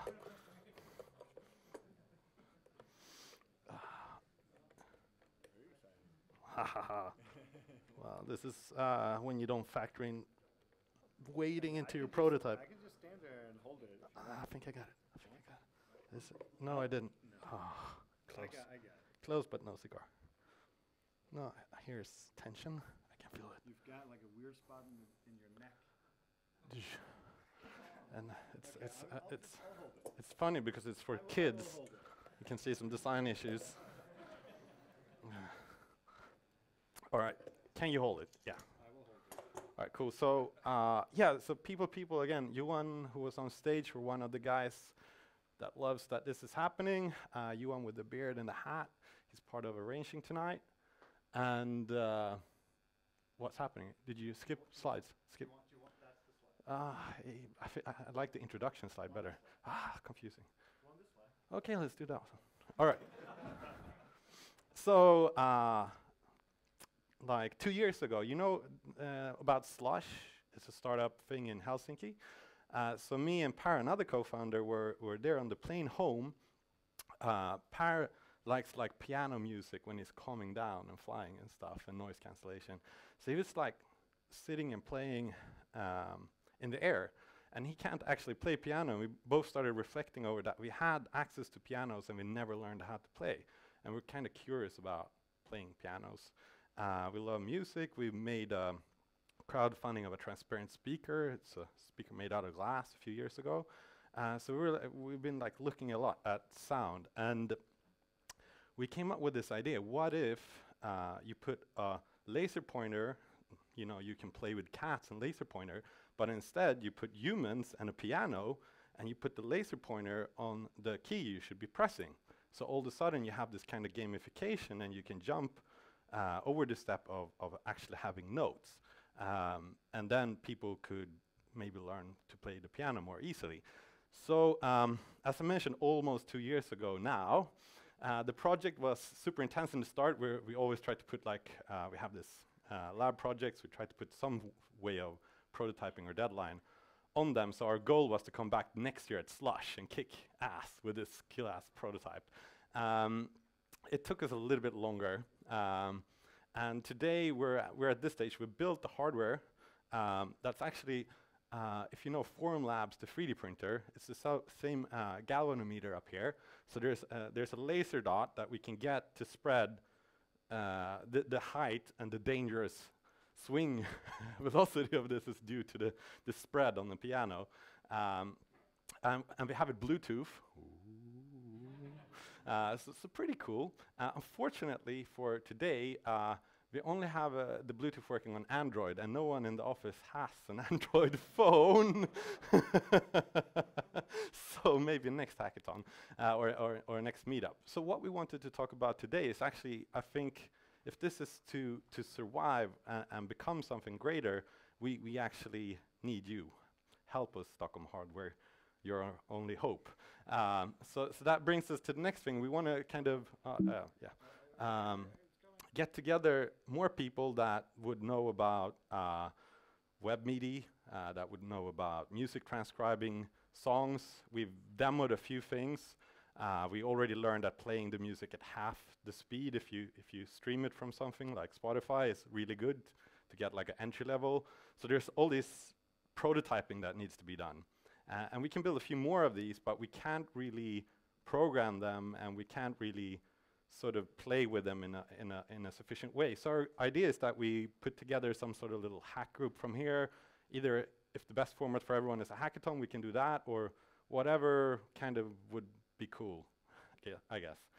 And I think together we could really make this into something, maybe an open platform where people can learn to play music more easily. So we have the hardware skills to build this thing. It's still dangerous, so next version will be less so, and hopefully a bit smaller. But and you have the skills to maybe make some parts of the learning software. So that would be cool to do together. Yeah. Thank you, Martin.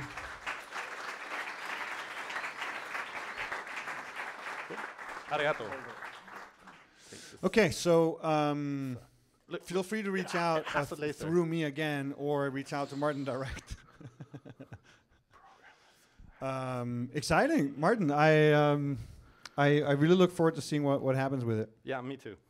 And I have been in touch with a few people during the evening who are interested in not only participating but also organizing some of these. Well, both the workshop with Christopher, but also potentially work around creating new instruments. And I think they'd be interested in doing something with you as well, Martin. As I mentioned, I'll post something, at least in the newsletter which goes out from the meetup.com group on Stockholm Hardware. I'll put something on Facebook and Twitter as well. Okay, let's see. What is next? He's asking me why the laser. Did everyone get that there's a red dot on the keys on the piano so you know where to push? Sorry. You're going to have to work on that presentation, Martin. But I do appreciate, and I love that, and I really like that you're reaching out so early, because clearly you're not done. And as Håkan, you were talking about earlier, you need to share out before you necessarily feel you're completely done. So on that note, I think it's great that you're trying to get some feedback already. Okay, cool. Next up, welcome, Joseph Michael. Yes. You looked. Are you not ready? You're ready. I am. I don't have a mic though, but you can have this one. Yes, great. Okay, great. So applause for Joseph. Thank you. Great to be here. So my name is Joseph Michael, and not Michael Joseph, as many people say, but I work for an organization called Invest Stockholm. How many of you recognize or have heard of Invest Stockholm? A few. Wow.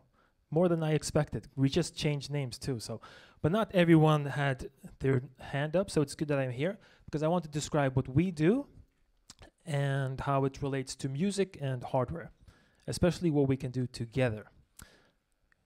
Okay, great. How do I change slides? Just this one? Yeah. Great. Okay. So this is a picture. We talked a lot about community, right? And ecosystem. This is a picture of the Stockholm tech and startup ecosystem in 2012. So as you can see, it was pretty empty, right? 2013, a few things started to happen. We had a co-working space. The very first monthly meetup for startups was held. And if we progress year after year, it keeps growing, right? So this is what the ecosystem for startups look like today. And as you can see, there are a lot of different things here. A lot of different colors, things that complement each other, things that support innovation, things that support the growth of startups. So this is what we do. We are partners to almost everything on this list here. We work on the background and we support initiatives that support startups. It's kind of meta, but so, and I'm responsible for most of these partnerships. We're partners with Things. We helped Sub 46 find their first premise. We worked with Tyler in organizing the Stockholm Tech Meetup, right? So today we're in a pretty good position. The ecosystem, as you can see, is pretty mature. We have a lot of things that we're very strong and pretty good community. So what do we do now? So we looked at this list, right? So this list can be made very long. And we thought, what does the map look like? What does the ecosystem look like for each of these specific areas? And this is why I'm here today. So we've started looking into this list, and we started with fintech, financial technologies, right? So we did this report and mapping of the entire fintech scene in Stockholm, right? So we mapped every single fintech company, and there are hundreds of them, and thousands of people work in the fintech scene in Stockholm, and they've raised billions of dollars. And when we have all of this visible, we see that Stockholm is the second leading fintech city in Europe after London. So we're pretty strong in fintech, and why this is important is because we can identify the gaps, right? So how can we as a city support fintech in this case? And we've done the same thing with music. This is a report that we did about music tech in Stockholm, and it's the same thing there. Thousands of people work in fintech in Stockholm. We have hundreds of companies, and they've raised billions of dollars. So we're very strong in fintech. In fact, we're one of the strongest music tech cities in the world. So when we do this digging, what's interesting is, yes, we do find big, global, very well-known companies like Spotify changing the music industry. That's great, right? But as we start to dig in, we find very innovative, up-and-coming companies. This is an example called TactSense. Have you heard of have this come up today, or no? Previous event, okay. So how many of you know of TactSense? Okay, great, not everyone, but this is a really, really cool company. And you have to correct me if I'm wrong here, but apparently, so people who are blind or have a deficient sight can't play in a live orchestra because they can't see the baton that the conductor is holding. So what they've done is a hardware, right? Is it a wearable, or?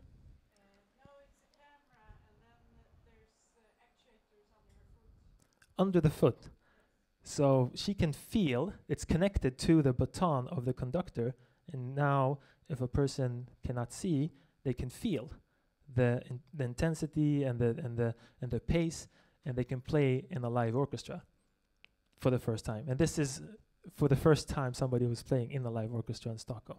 So this is innovation, this is music, this is hardware, right? And we want to make all of this visible in Stockholm, right? So they actually won the Stockholm Innovation Scholarship. This is a picture from last year when they received the check. So, yes, you were there? Great.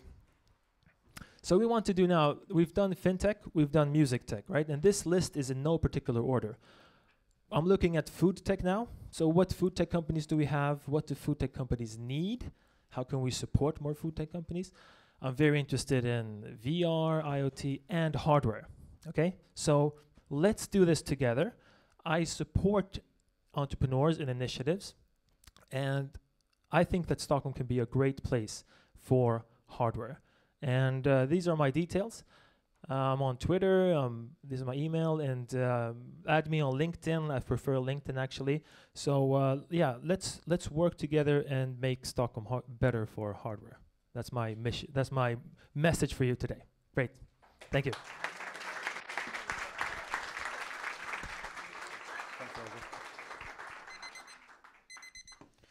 Very nice, and also perfectly timed. That's a great mission, Joseph, and very similar to what we want to do from a community perspective. Maybe there's a lot of focus from your perspective, of course, on jobs and funds raised, and maybe from our perspective a little bit more about building the community around it. But that's really great.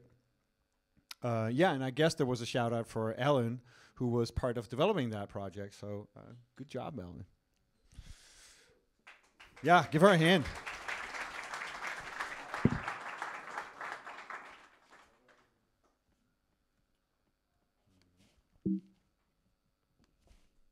Okay.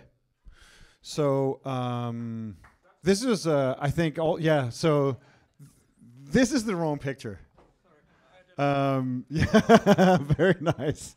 Thanks, David. And if I'm not totally mistaken, I think on Joseph's deck, it was a Teenage Engineering pocket operator in the back pocket, being the symbol of music tech in Stockholm. Great. So I will help get some slides up for you. Do you want the other? Do you want the head thing? Okay, great. Check 1 2 1 2 1 2.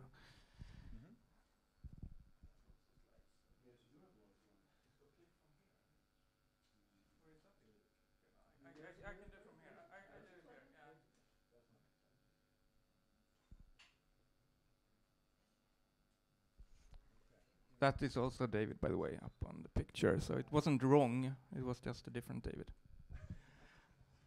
And there is yet another one if we would want to have that. We're 3 Davids. Take it away, David. Okay, so my name is David. I'm one of the founding members of Teenage Engineering. We have done a lot of things during the years. We're probably well known for the OP1 synthesizer.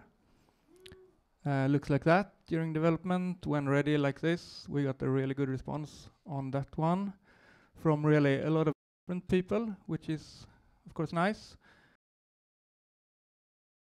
And together with the Stig Carlson Foundation here in Stockholm. It sounds really nice and has a lot of bass for the form factor, so that was also a fun project. We done one mass market product, mass market enough to actually be here. So that's nice. The Pocket Operator series retails for $69. Of course, that helps a little bit. Right now, we're working on this one, the OPZ. It's a multimedia workstation. It is a synthesizer that produces audio and visuals. It has no built-in screen. That's more targeted towards live than anything we really did before. So we started Teenage Engineering Sound System. The concept behind Teenage Engineering Sound System is to try prototype hardware, new ideas, and really fresh code in front of a live audience.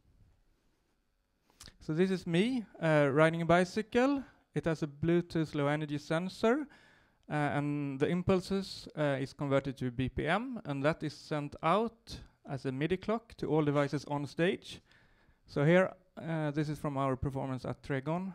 I'm the master clock for the whole of everything. Luckily, I only had to do this for the first track, then we switched to a normal clock. I'm going to show a short clip of a rehearsal we did, just to let you know a little bit what we're doing.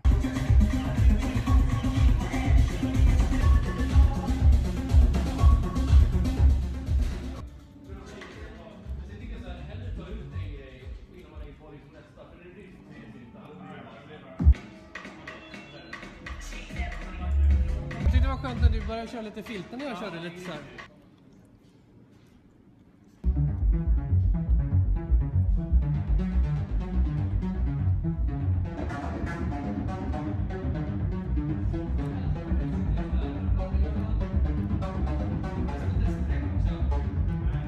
So we run audio and visuals and DMX-controlled lights. This is just IKEA lights we run from the OP1, and we felt we could never really do that at our office. So we needed to do this. We also couldn't really get lasers like this. This is from Nobelberget last week. And the possibility to try this early, to test concept and see what works, we felt is really crucial. Also, it's really nice to have the combination of engineers and musicians on stage. It brings a lot of good habits. We need to have code that actually works, like properly works, so you can run it in front of an audience. So a lot of very interesting things have happened since we started the band. And if you want to join the band, check our webpage. And we heard that some musicians, when they're famous and kind of done with that, start hardware companies. We felt it was time to do it the other way around. Yeah, so that's the story behind Teenage Engineering Sound Systems.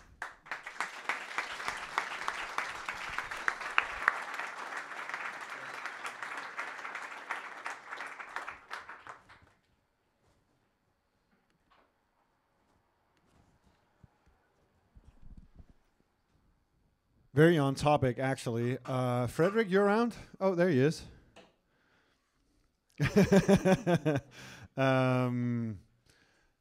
Cool. You want to come and talk a bit about your suitcases? Sure.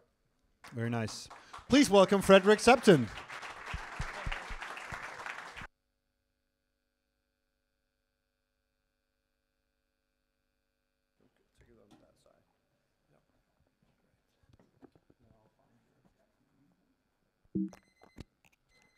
Hey everyone, so nice to see all of you and some familiar faces as well.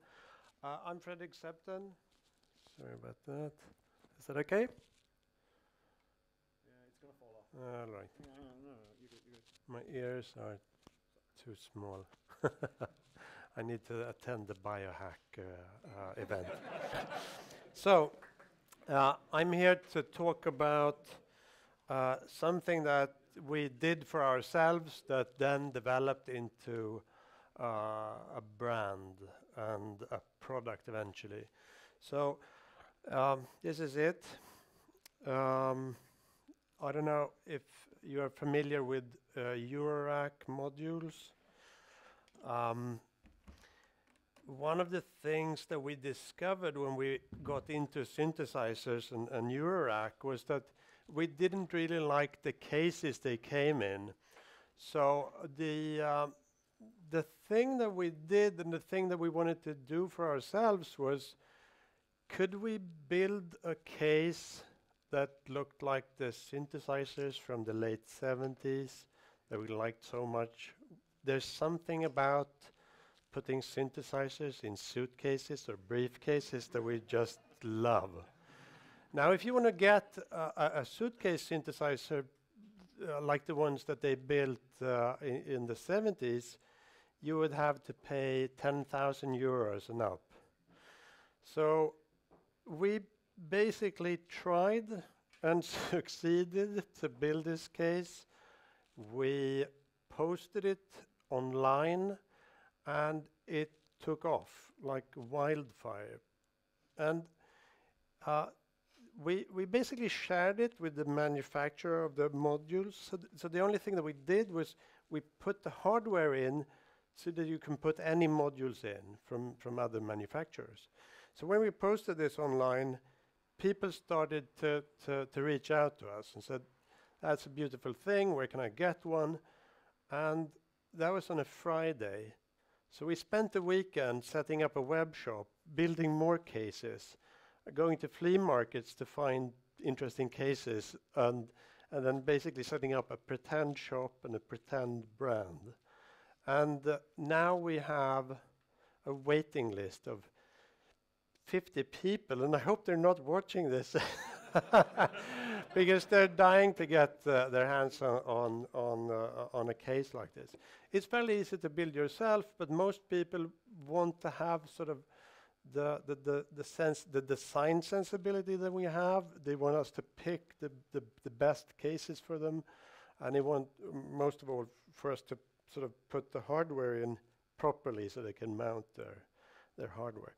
So that's the case, and we also started to look for other type of enclosures. So this is the this is a keyboard that goes with the suitcase over there. So you basically connect the two. And this is made out of an old heater. So this is basically something that your grandmother would have next to her sofa to warm her feet. And so that's the kind of things that we look for when we're going to thrift stores to see, does it fit? Could this be turned into an interesting Eurorack case? And it turns out, if you want to do something like this yourself, it turns out that a Eurorack module is basically the size of a phone. So you can, so if you're out and about, you can quickly determine if it will fit like that. So I guess the story here is when you build stuff for yourself and you do it purely for yourself, if you have the possibility to reach out and show your stuff to others, they will start to become interested. And we talked a lot about sort of what's different about, if we can show the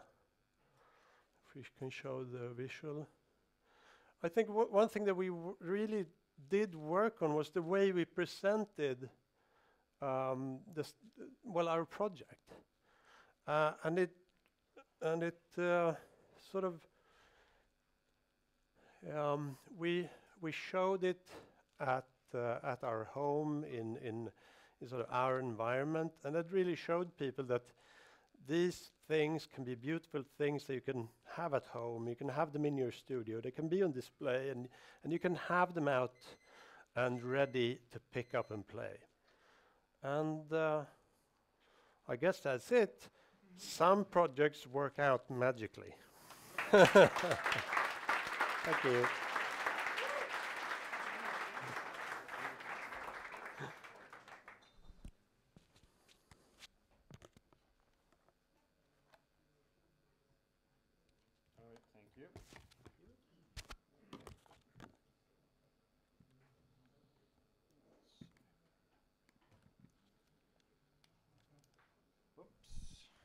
Okay. Thank you, Frederick. So please welcome Mary Claire.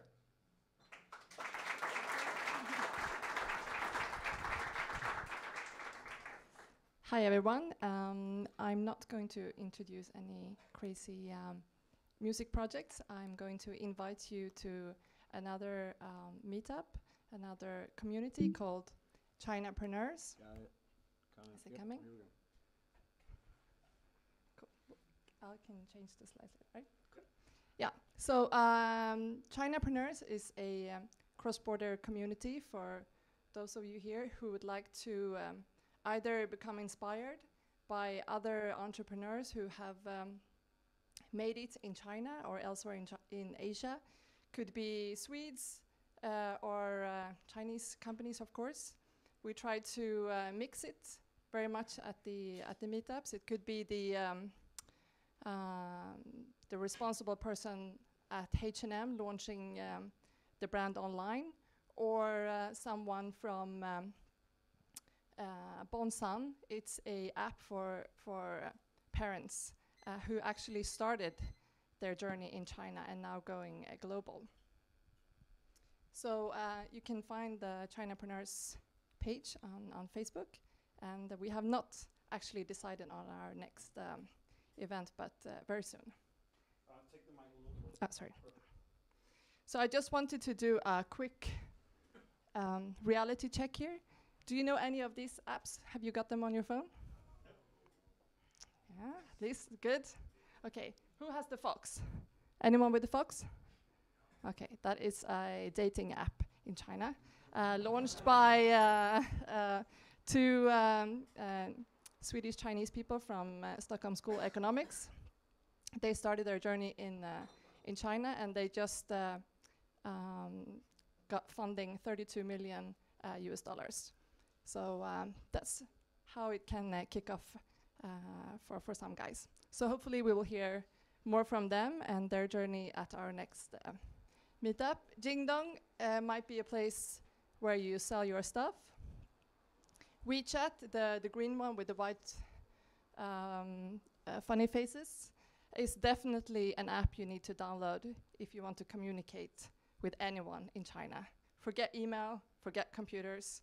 Just download WeChat if you want to communicate with your factory or anyone in China. So just very briefly, what we experienced, I think quite similar to you here in the hardware community. A lot of frustration from the existing organizations not really reaching out to entrepreneurs and the new community of born globals or etc. And very low awareness about the opportunities or the obstacles in China. So we wanted to inspire people and make it easier for people to connect. We have about 600 people now in our community in Stockholm and then in Beijing, and it's growing both online on WeChat and at our events here. So please feel free to join if you want to pitch a startup or get some input how you can launch in China, or get input where to find a factory or something like that. It's definitely a platform for sharing ideas, knowledge, and just get to new friends in China. Yeah, so I think that's it. Cool.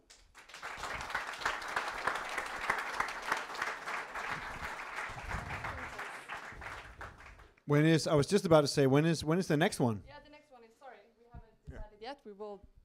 We have a lunch meeting on Friday, so if you join the Facebook page, or you can also find me on Twitter, or sorry, not anymore. You're still there. I'm still there. At Mama Claire, actually, is my hashtag. So yeah, that would be the best way. Thank you. Thanks. A few people asked if what we do with the decks, if we share the decks, if we put them somewhere online, which we do not, but the video is online. So if there's any part of what we have been talking about you'd like to revisit or see some part of the deck again, you can go to YouTube, find the full clip, and you can just go to the part that you're interested in. So there's your contact details also. Great. Okay, next up is Christian Schult. Welcome. Yeah, thank you. Okay, thank you. Thank you. I'm going to talk about a product called the Amazon Echo. And first I want to emphasize that it's not a product that I have been involved in making, and not the company that I'm from either. So I have no relation to making this product. But the reason why I'm talking about it now is because it has caused a huge stir in the audio community and basically all over the internet. And basically everyone we talk to, customers and so on, talk to us about this Amazon Echo, and they want to build their own one. So it's a really huge thing right now, at least for us. So what is it? Yeah, that's the one, the Amazon Echo. So has anyone heard of it? Do you know where it is? Yeah, a few people. So it's only launched in the US right now, and it's a smart loudspeaker basically. And what's smart about it is that it has voice control. That's one part. So you can say, for example, Alexa, it answers to the keyword Alexa. So you can say, Alexa, play me something by the Beatles, and it will play you something by the Beatles. Or you can say, Alexa, volume up, volume down, and so on. And the other thing that's quite cool about it is that it's connected to the internet, of course, and to Wikipedia and so on. You can answer, you can ask questions, and it will answer. So yeah, it's a pretty cool product. I can move on to the next slide. Oh, yeah, thank you. Yeah, so that was the product. A little bit about the company I'm from. I don't have time to go through it, but the important thing is that what we do is speech enhancement. We make conference phones basically sound good. Signal processing, basically, removing echo and noise and so on. And our background is for conference phones. So where we fit in this Amazon Echo world is that we do the speech enhancement before the voice control. So we don't do the voice control actually. We clean the audio signal for the voice control. What I'm going to talk about is some difficulties that you will encounter if you're gonna make your own Amazon Echo. You can switch, yeah. So these are the three problems that you will encounter. Problems related to speech pickup, of course. Echo, noise, and reverberation. I can switch to the next one. So the first one, echo. Of course, it's a loudspeaker, so it plays music, and it also has microphones to pick up the speech. So the problem is, of course, the microphones also pick up echo from the loudspeaker, and this echo is really, really strong. And I mean, if you're not familiar with this setup, you might say that, okay, there's something called acoustic echo cancellation. Let's just apply that and it will work. Well, it won't work out of the box usually, because there are a lot of problems. For example, the echo can be really, really strong, over 30 dB stronger than the speech, for example. And you also have other kinds of things to take into account. For example, loudspeaker distortion, things like that. Typically, echo cancellation aren't really built to handle that. So that's one of the big problems. Another problem is noise. This is perhaps more intuitive. I'm not going to talk a lot about that, but it's, I mean, imagine what I've written there. Real tricky problem. What if the noise is not fan noise as in this picture? What if it's another person speaking, but not to the device? So it's really hard problem to differentiate. I mean, what is noise and what is speech to pick up? Yeah. Yeah, okay, yeah. So that's my final slide, the final problem, reverberation. So reverberation is the sound that stays basically in the room after the source has become quiet. And it can be both good and bad. Typically what's bad is late reflections, sound that comes late, and it makes everything smear together, so it's hard to understand what's being said basically. And what you can do to combat that is you can have directive microphones, for example, or you can have some fancy microphone beamforming array kind of things. Okay, so if you apply that and you think that will solve your problem, well, it might be, but you have to take certain things into account. So, for example, directive microphones and microphone arrays assume a free field around them. So in a device like this, we have a lot of plastics, so it's not really free field. So things aren't really according to theory, so we have to take that into account. And the final thing, there's the reverberation can sometimes be stronger than the direct wave. So for example, if you're far away from a source, typically in a room with even normal reverberation, the reverberation can be much stronger than the direct wave. So if you have a directive microphone and you're pointing it in the source of the speaker, there's no really audible difference between, I mean, which way you point it, because the reverberation is so strong anyway. So that is another thing to really take into account.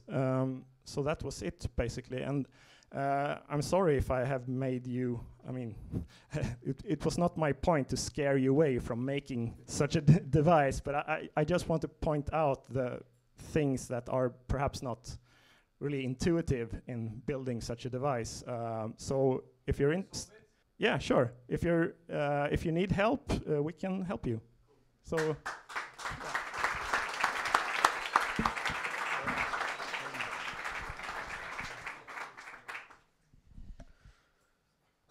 Okay, so we have 3 lightning talks left, which is 15 minutes plus changeover. So we're going to run a little bit over. We're going to run about 15 minutes over. Okay, so next up is Valentino. There you are. Hi, guys. Can I have the other microphone? Yes, of course, you may have the other microphone. Here you go. Here we go, that one. Thanks. Is that on, or? Do you guys hear me? Yeah? So. Yes, it should be. Is it loud enough? Yeah, right. So I start as soon as you find the presentation. Hi guys, first of all, very exciting to be here, and fun to see the first baby steps of the hardware music community here in Stockholm. Fun to see so many successful products or failures or half-finished products and so on. I'm a musician myself, and I'm very happy to see actually the community is healthy, strong, and growing here in Stockholm. And I'm here actually to talk about a product that is not strictly music related, but a product that has something to do with sound. Actually, we built part of the product right around sound. When I don't spend my time playing music, I work as a product manager for TinyTel. For those of you who don't know what TinyTel is, it's a company that's worked very hard in the last 3 years to build one of the smallest wearable mobile phone on the market today. The first version of the product that you see here was designed for kids, a very special niche. We wanted to build a product to allow kids to basically experience life, outdoor life above all, even at a very early stage of development. And we wanted to allow kids to do this while allowing parents not to be worried about it. When we started building this product, we looked a little bit around the market and we saw what was available. We looked at the wearables, smartphones, or any other communication device that was there. And we saw one common factor. Almost all devices had a screen. That's where now where we wanted to go. We wanted to build a product that was much more simple and intuitive to use. A product that both all parents struggling with their iPhones and small kids could use. So we also wanted to build a product that was somehow human, that would create a connection between the person using it and the product itself. And finally, we wanted to build a product that didn't distract the kid from its surrounding reality. We didn't want to put another screen on the kid's life, a screen that would distract him from his peers, his friends, and the amazing life that is around him. So the question to us was basically how to build such a product. And the answer to that became basically sound. Not just any sound, but to use actually one of the most powerful sounds that we experience in our lives, which is our own voices. We actually love to hear our voices. We love to hear our friends' voices, our parents' voices. Okay, maybe not always that. But basically, what I wanted to share with you today is how we built in actually the voice in this product. And I wanted to show you with you a little example how we do that.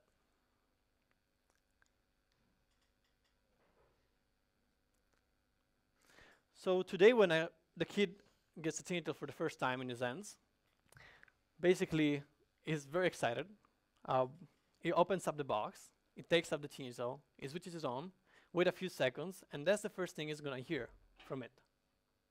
Hope the sound works. Hello, I'm your new TinyTel. Happy talking. So that's it basically. Thanks to the sound and the power of a human voice, we were able to connect the kids right away with the product. And actually, seeing the reaction of the kids was quite fascinating and fun. Looking at their faces while basically utilizing the product that was not felt just like a product, but almost like another individual with his own personality and his own voice, his own thing to say. The kid would experience the product itself as almost like a friend or a little brother or sister that would have his back whenever time in the future in life. So basically, thanks to the power sound, thanks to the power of our own voices, we managed to build a product that was extremely intuitive because it would communicate exactly as we do communicate between humans. And a product that would not distract the kid from his surrounding. It did not have a screen, it didn't have video games in it, it didn't have anything that could distract, notifications that could distract the kid from actually going outside and enjoying life.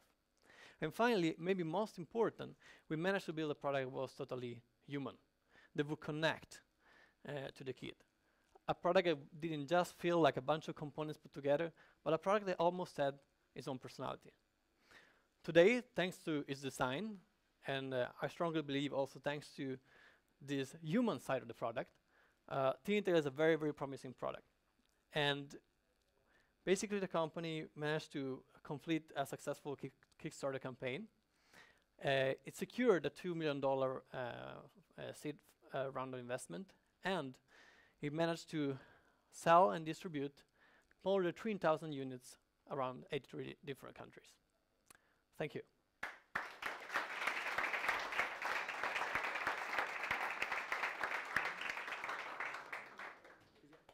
Thanks.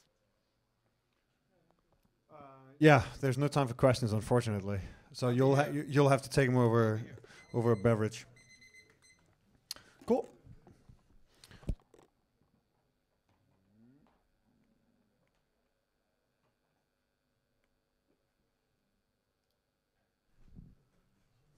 Okay, so please welcome to the stage Ernst and Eric. Yep, thank you. Can we turn this so I can see the slides? Yes, absolutely. And I think I may even be able to get you a clicker if you want. Who wants to use this, Eric? No, me. Okay, wait. That's cool. You got it, Carl? No, you did. Is that our 4 minutes already? That was fast. Thank you. Wait, actually, we had 26 slides in 4 minutes. So, are you guys awake? Still awake. That's great. Who's heard of Propellerhead? Hands up. We make music software. We've done that for 20 years. We're pretty good at it. A few years ago, we said, what if we would make some hardware? What would that be like? So we went into this project. We thought we'd run through you how it went for us. It was pretty cool. We had never.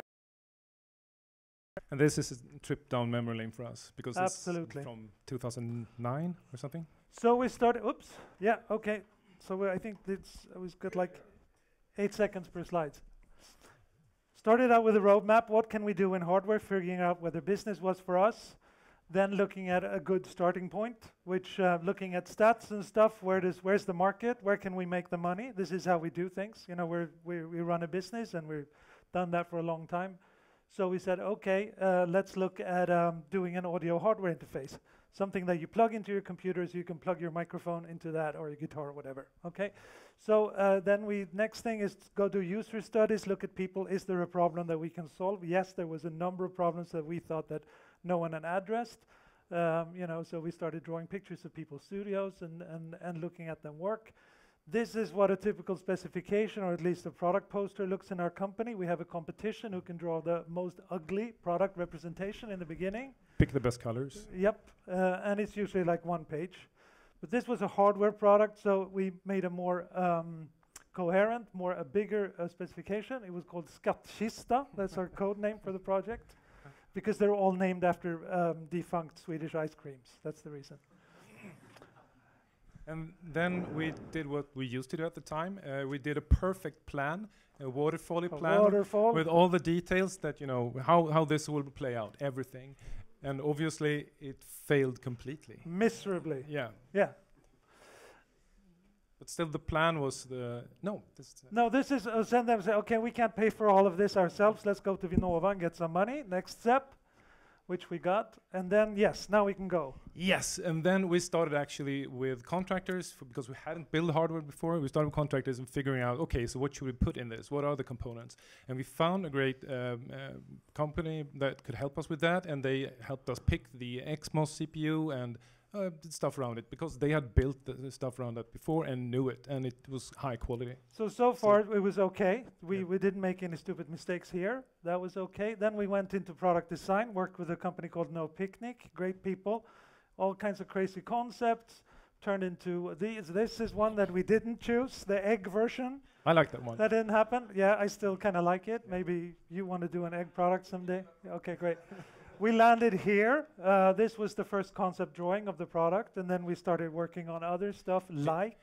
But it's clear to see from the previous picture also that it's why it's called balance. If you look at it's that. called balance. Yeah, so electronics design, tons of it, and prototyping, and boards and stuff, and lots of And then what? PCBs. All right, all the design. And this is where we run into the brick wall. You know, bloody nose for the first time.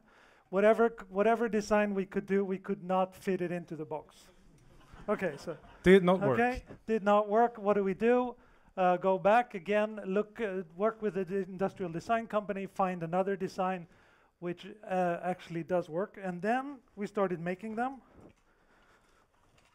Here's one.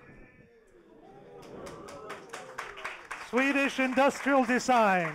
This is what it looks like. So yes, it actually fits. And then we could start working on it. And it actually worked too. This is what the product looked like in the end. It's pretty nice actually. And Yes, doing more drawings, making sure that it actually will look really nice in an environment. We use these in ads, of course. Who thinks they will ever see a real hardware product in an ad? It's always a 3D rendering, but you know that. And then we started doing the software part of it, and we're experts at doing software, right? We've done it for years and so years. No problem here, you think? Yeah, so what we did was that we trusted our friends who had built these things before, and they had working hardware and working software with it. They had firmware versions that should work and drivers. So we just, we'll continue, we'll enhance them, and it will be great. It was a nightmare, it didn't work. It was glitches, and it was lots of really hard compatibility issues with all nice new versions of Windows getting out and all that. So eventually we pulled the guy into our office. We sent him an airplane ticket, say, you're coming here, you're going to sit with us. And it really helped our experience in debugging. We sat with him and helped him debug the stuff till it actually worked. So drivers was the biggest, so the software part was actually the biggest, the most problematic part of the project. And then the next, third bloody nose, going to Korea, getting the thing measured. It was radiating like I don't know what. Yeah, it was, and going back to the drawing board again with the design and making sure all that stuff worked. We got out of that. Remeasuring and stuff. And then this, yes, right. Finally, production. We went to China to make it because it was the only way we thought we could do it economically, and we wanted to do big series and big splash all from the beginning. Sleeping on factory floors, and then all the details. This is actually the drawing of the how to pack the boxes on a pallet. This is the. I mean, if you want to do an industrial project that way, this is the kind of detail you want to get into. And you don't where are want we to, now? but you have to. And if you do it right, you actually wind up with a product like this. It's here. We won design prizes for it. That was really good. We made a few runs of it. Actually sold a lot of thousands of these and made money on it. And then we decided this is not for us. So actually the only hardware product that we make, I think, are these. So we didn't even put our names on the slides, but I'll put the only propeller head hardware product, I put them up here. So if you want to get in contact with us, if you want to work on cool software products, we're here. Okay, thank you.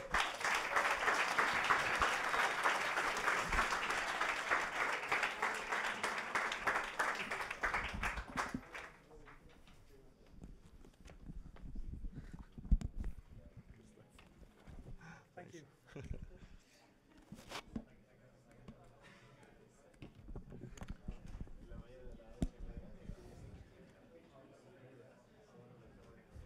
Okay. And now for, whoops. Okay, I see. That's what happened. Yep. Seniors in software, noobs in hardware. Last lightning talk of the evening is Stefano Zambon. Please welcome.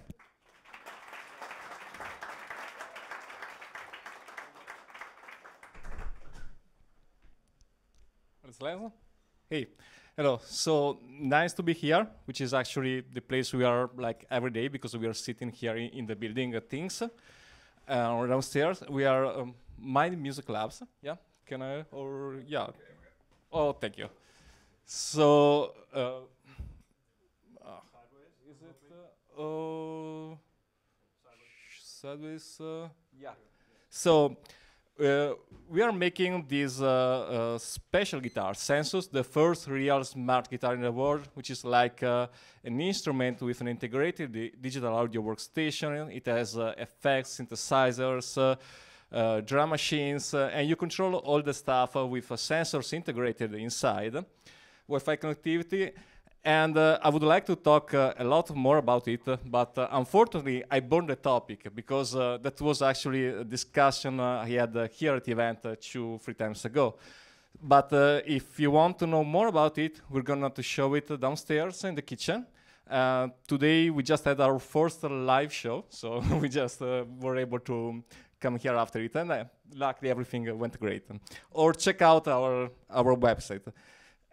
What I might be talking instead is just like a little bit pill of wisdom about how to combine the new hardware, digital hardware, with old school, like some centuries, 1,000 years old hardware, which is like every acoustic body that produce sound waves. And if you want to bridge the two worlds, what you have to do is give numbers to the acoustic. So basically how to make measurements. And what is that for? One use case is when you want to add some acoustic feeling to a digital instrument. For example, instead of having like a big guitar amplifier, you can just have like the amplifier head and simulate the cabinet with in a digital way. Or instead of adding, you can subtract. So you can subtract and compensate the differences of like non-ideal loudspeaker or other products that you might have. And this is actually a little more tricky than just the simulation case, because this is part science, part art, and part black magic, because it works very well like if you're sitting in a special position, you don't move your head.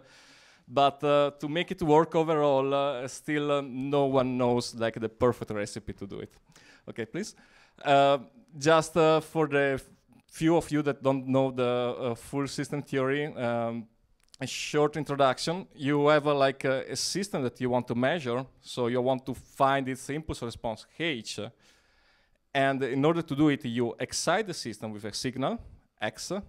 You capture the output with a microphone, in this case, because we're talking about acoustic measurements. Use a sound card, preamp, whatever you need. You get into the computer, you get your output signal, Y. Yeah. And then it's on paper pretty simple. So you have Y is the convolution, so H times X, if you want to think it in an oversimplified way.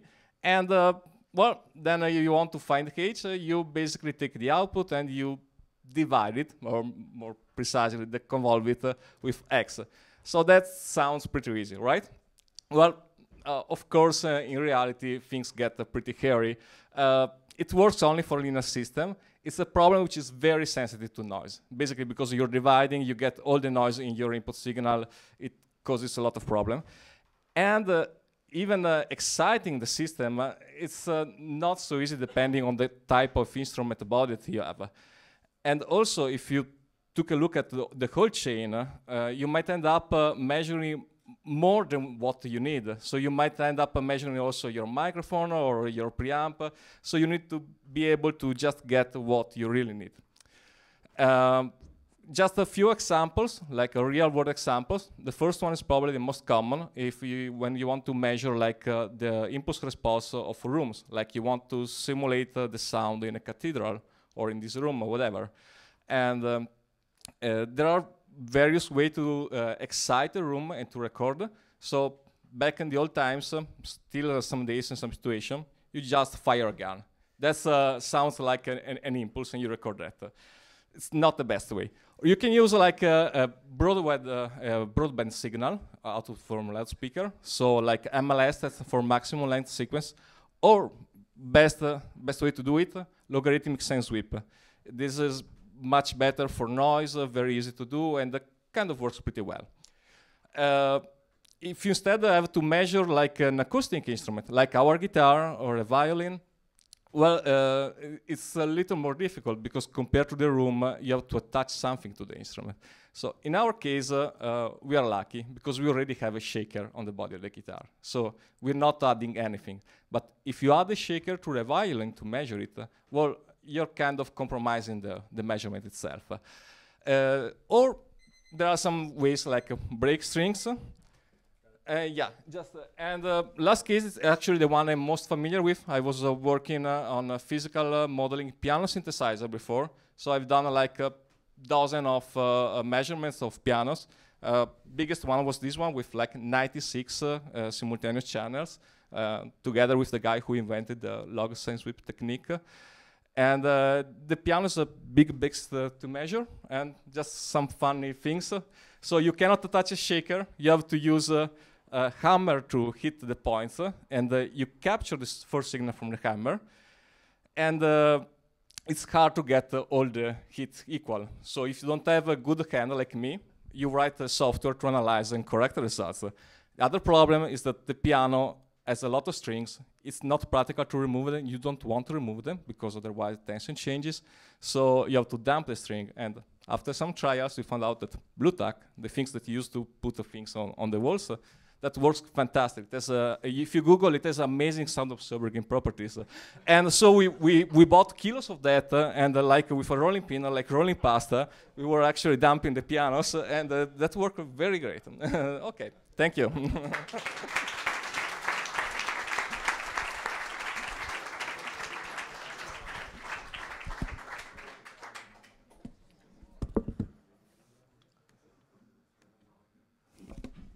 Great. Okay. So, what a great way to end up. So, oh yeah. So Max is not here today. He's stuck down south, so he's not making it.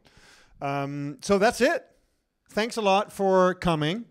I hope you had a good time. And the next time is going to be next month, and we will be theming around or focusing on biohacking and medtech.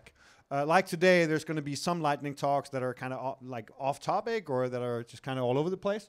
So feel free to reach out to Åsa or myself with suggestions for speakers for the next event. And if you'd like to do a talk yourself, or maybe you have some community announcements, just reach out as well. That's it for today. Thanks a lot.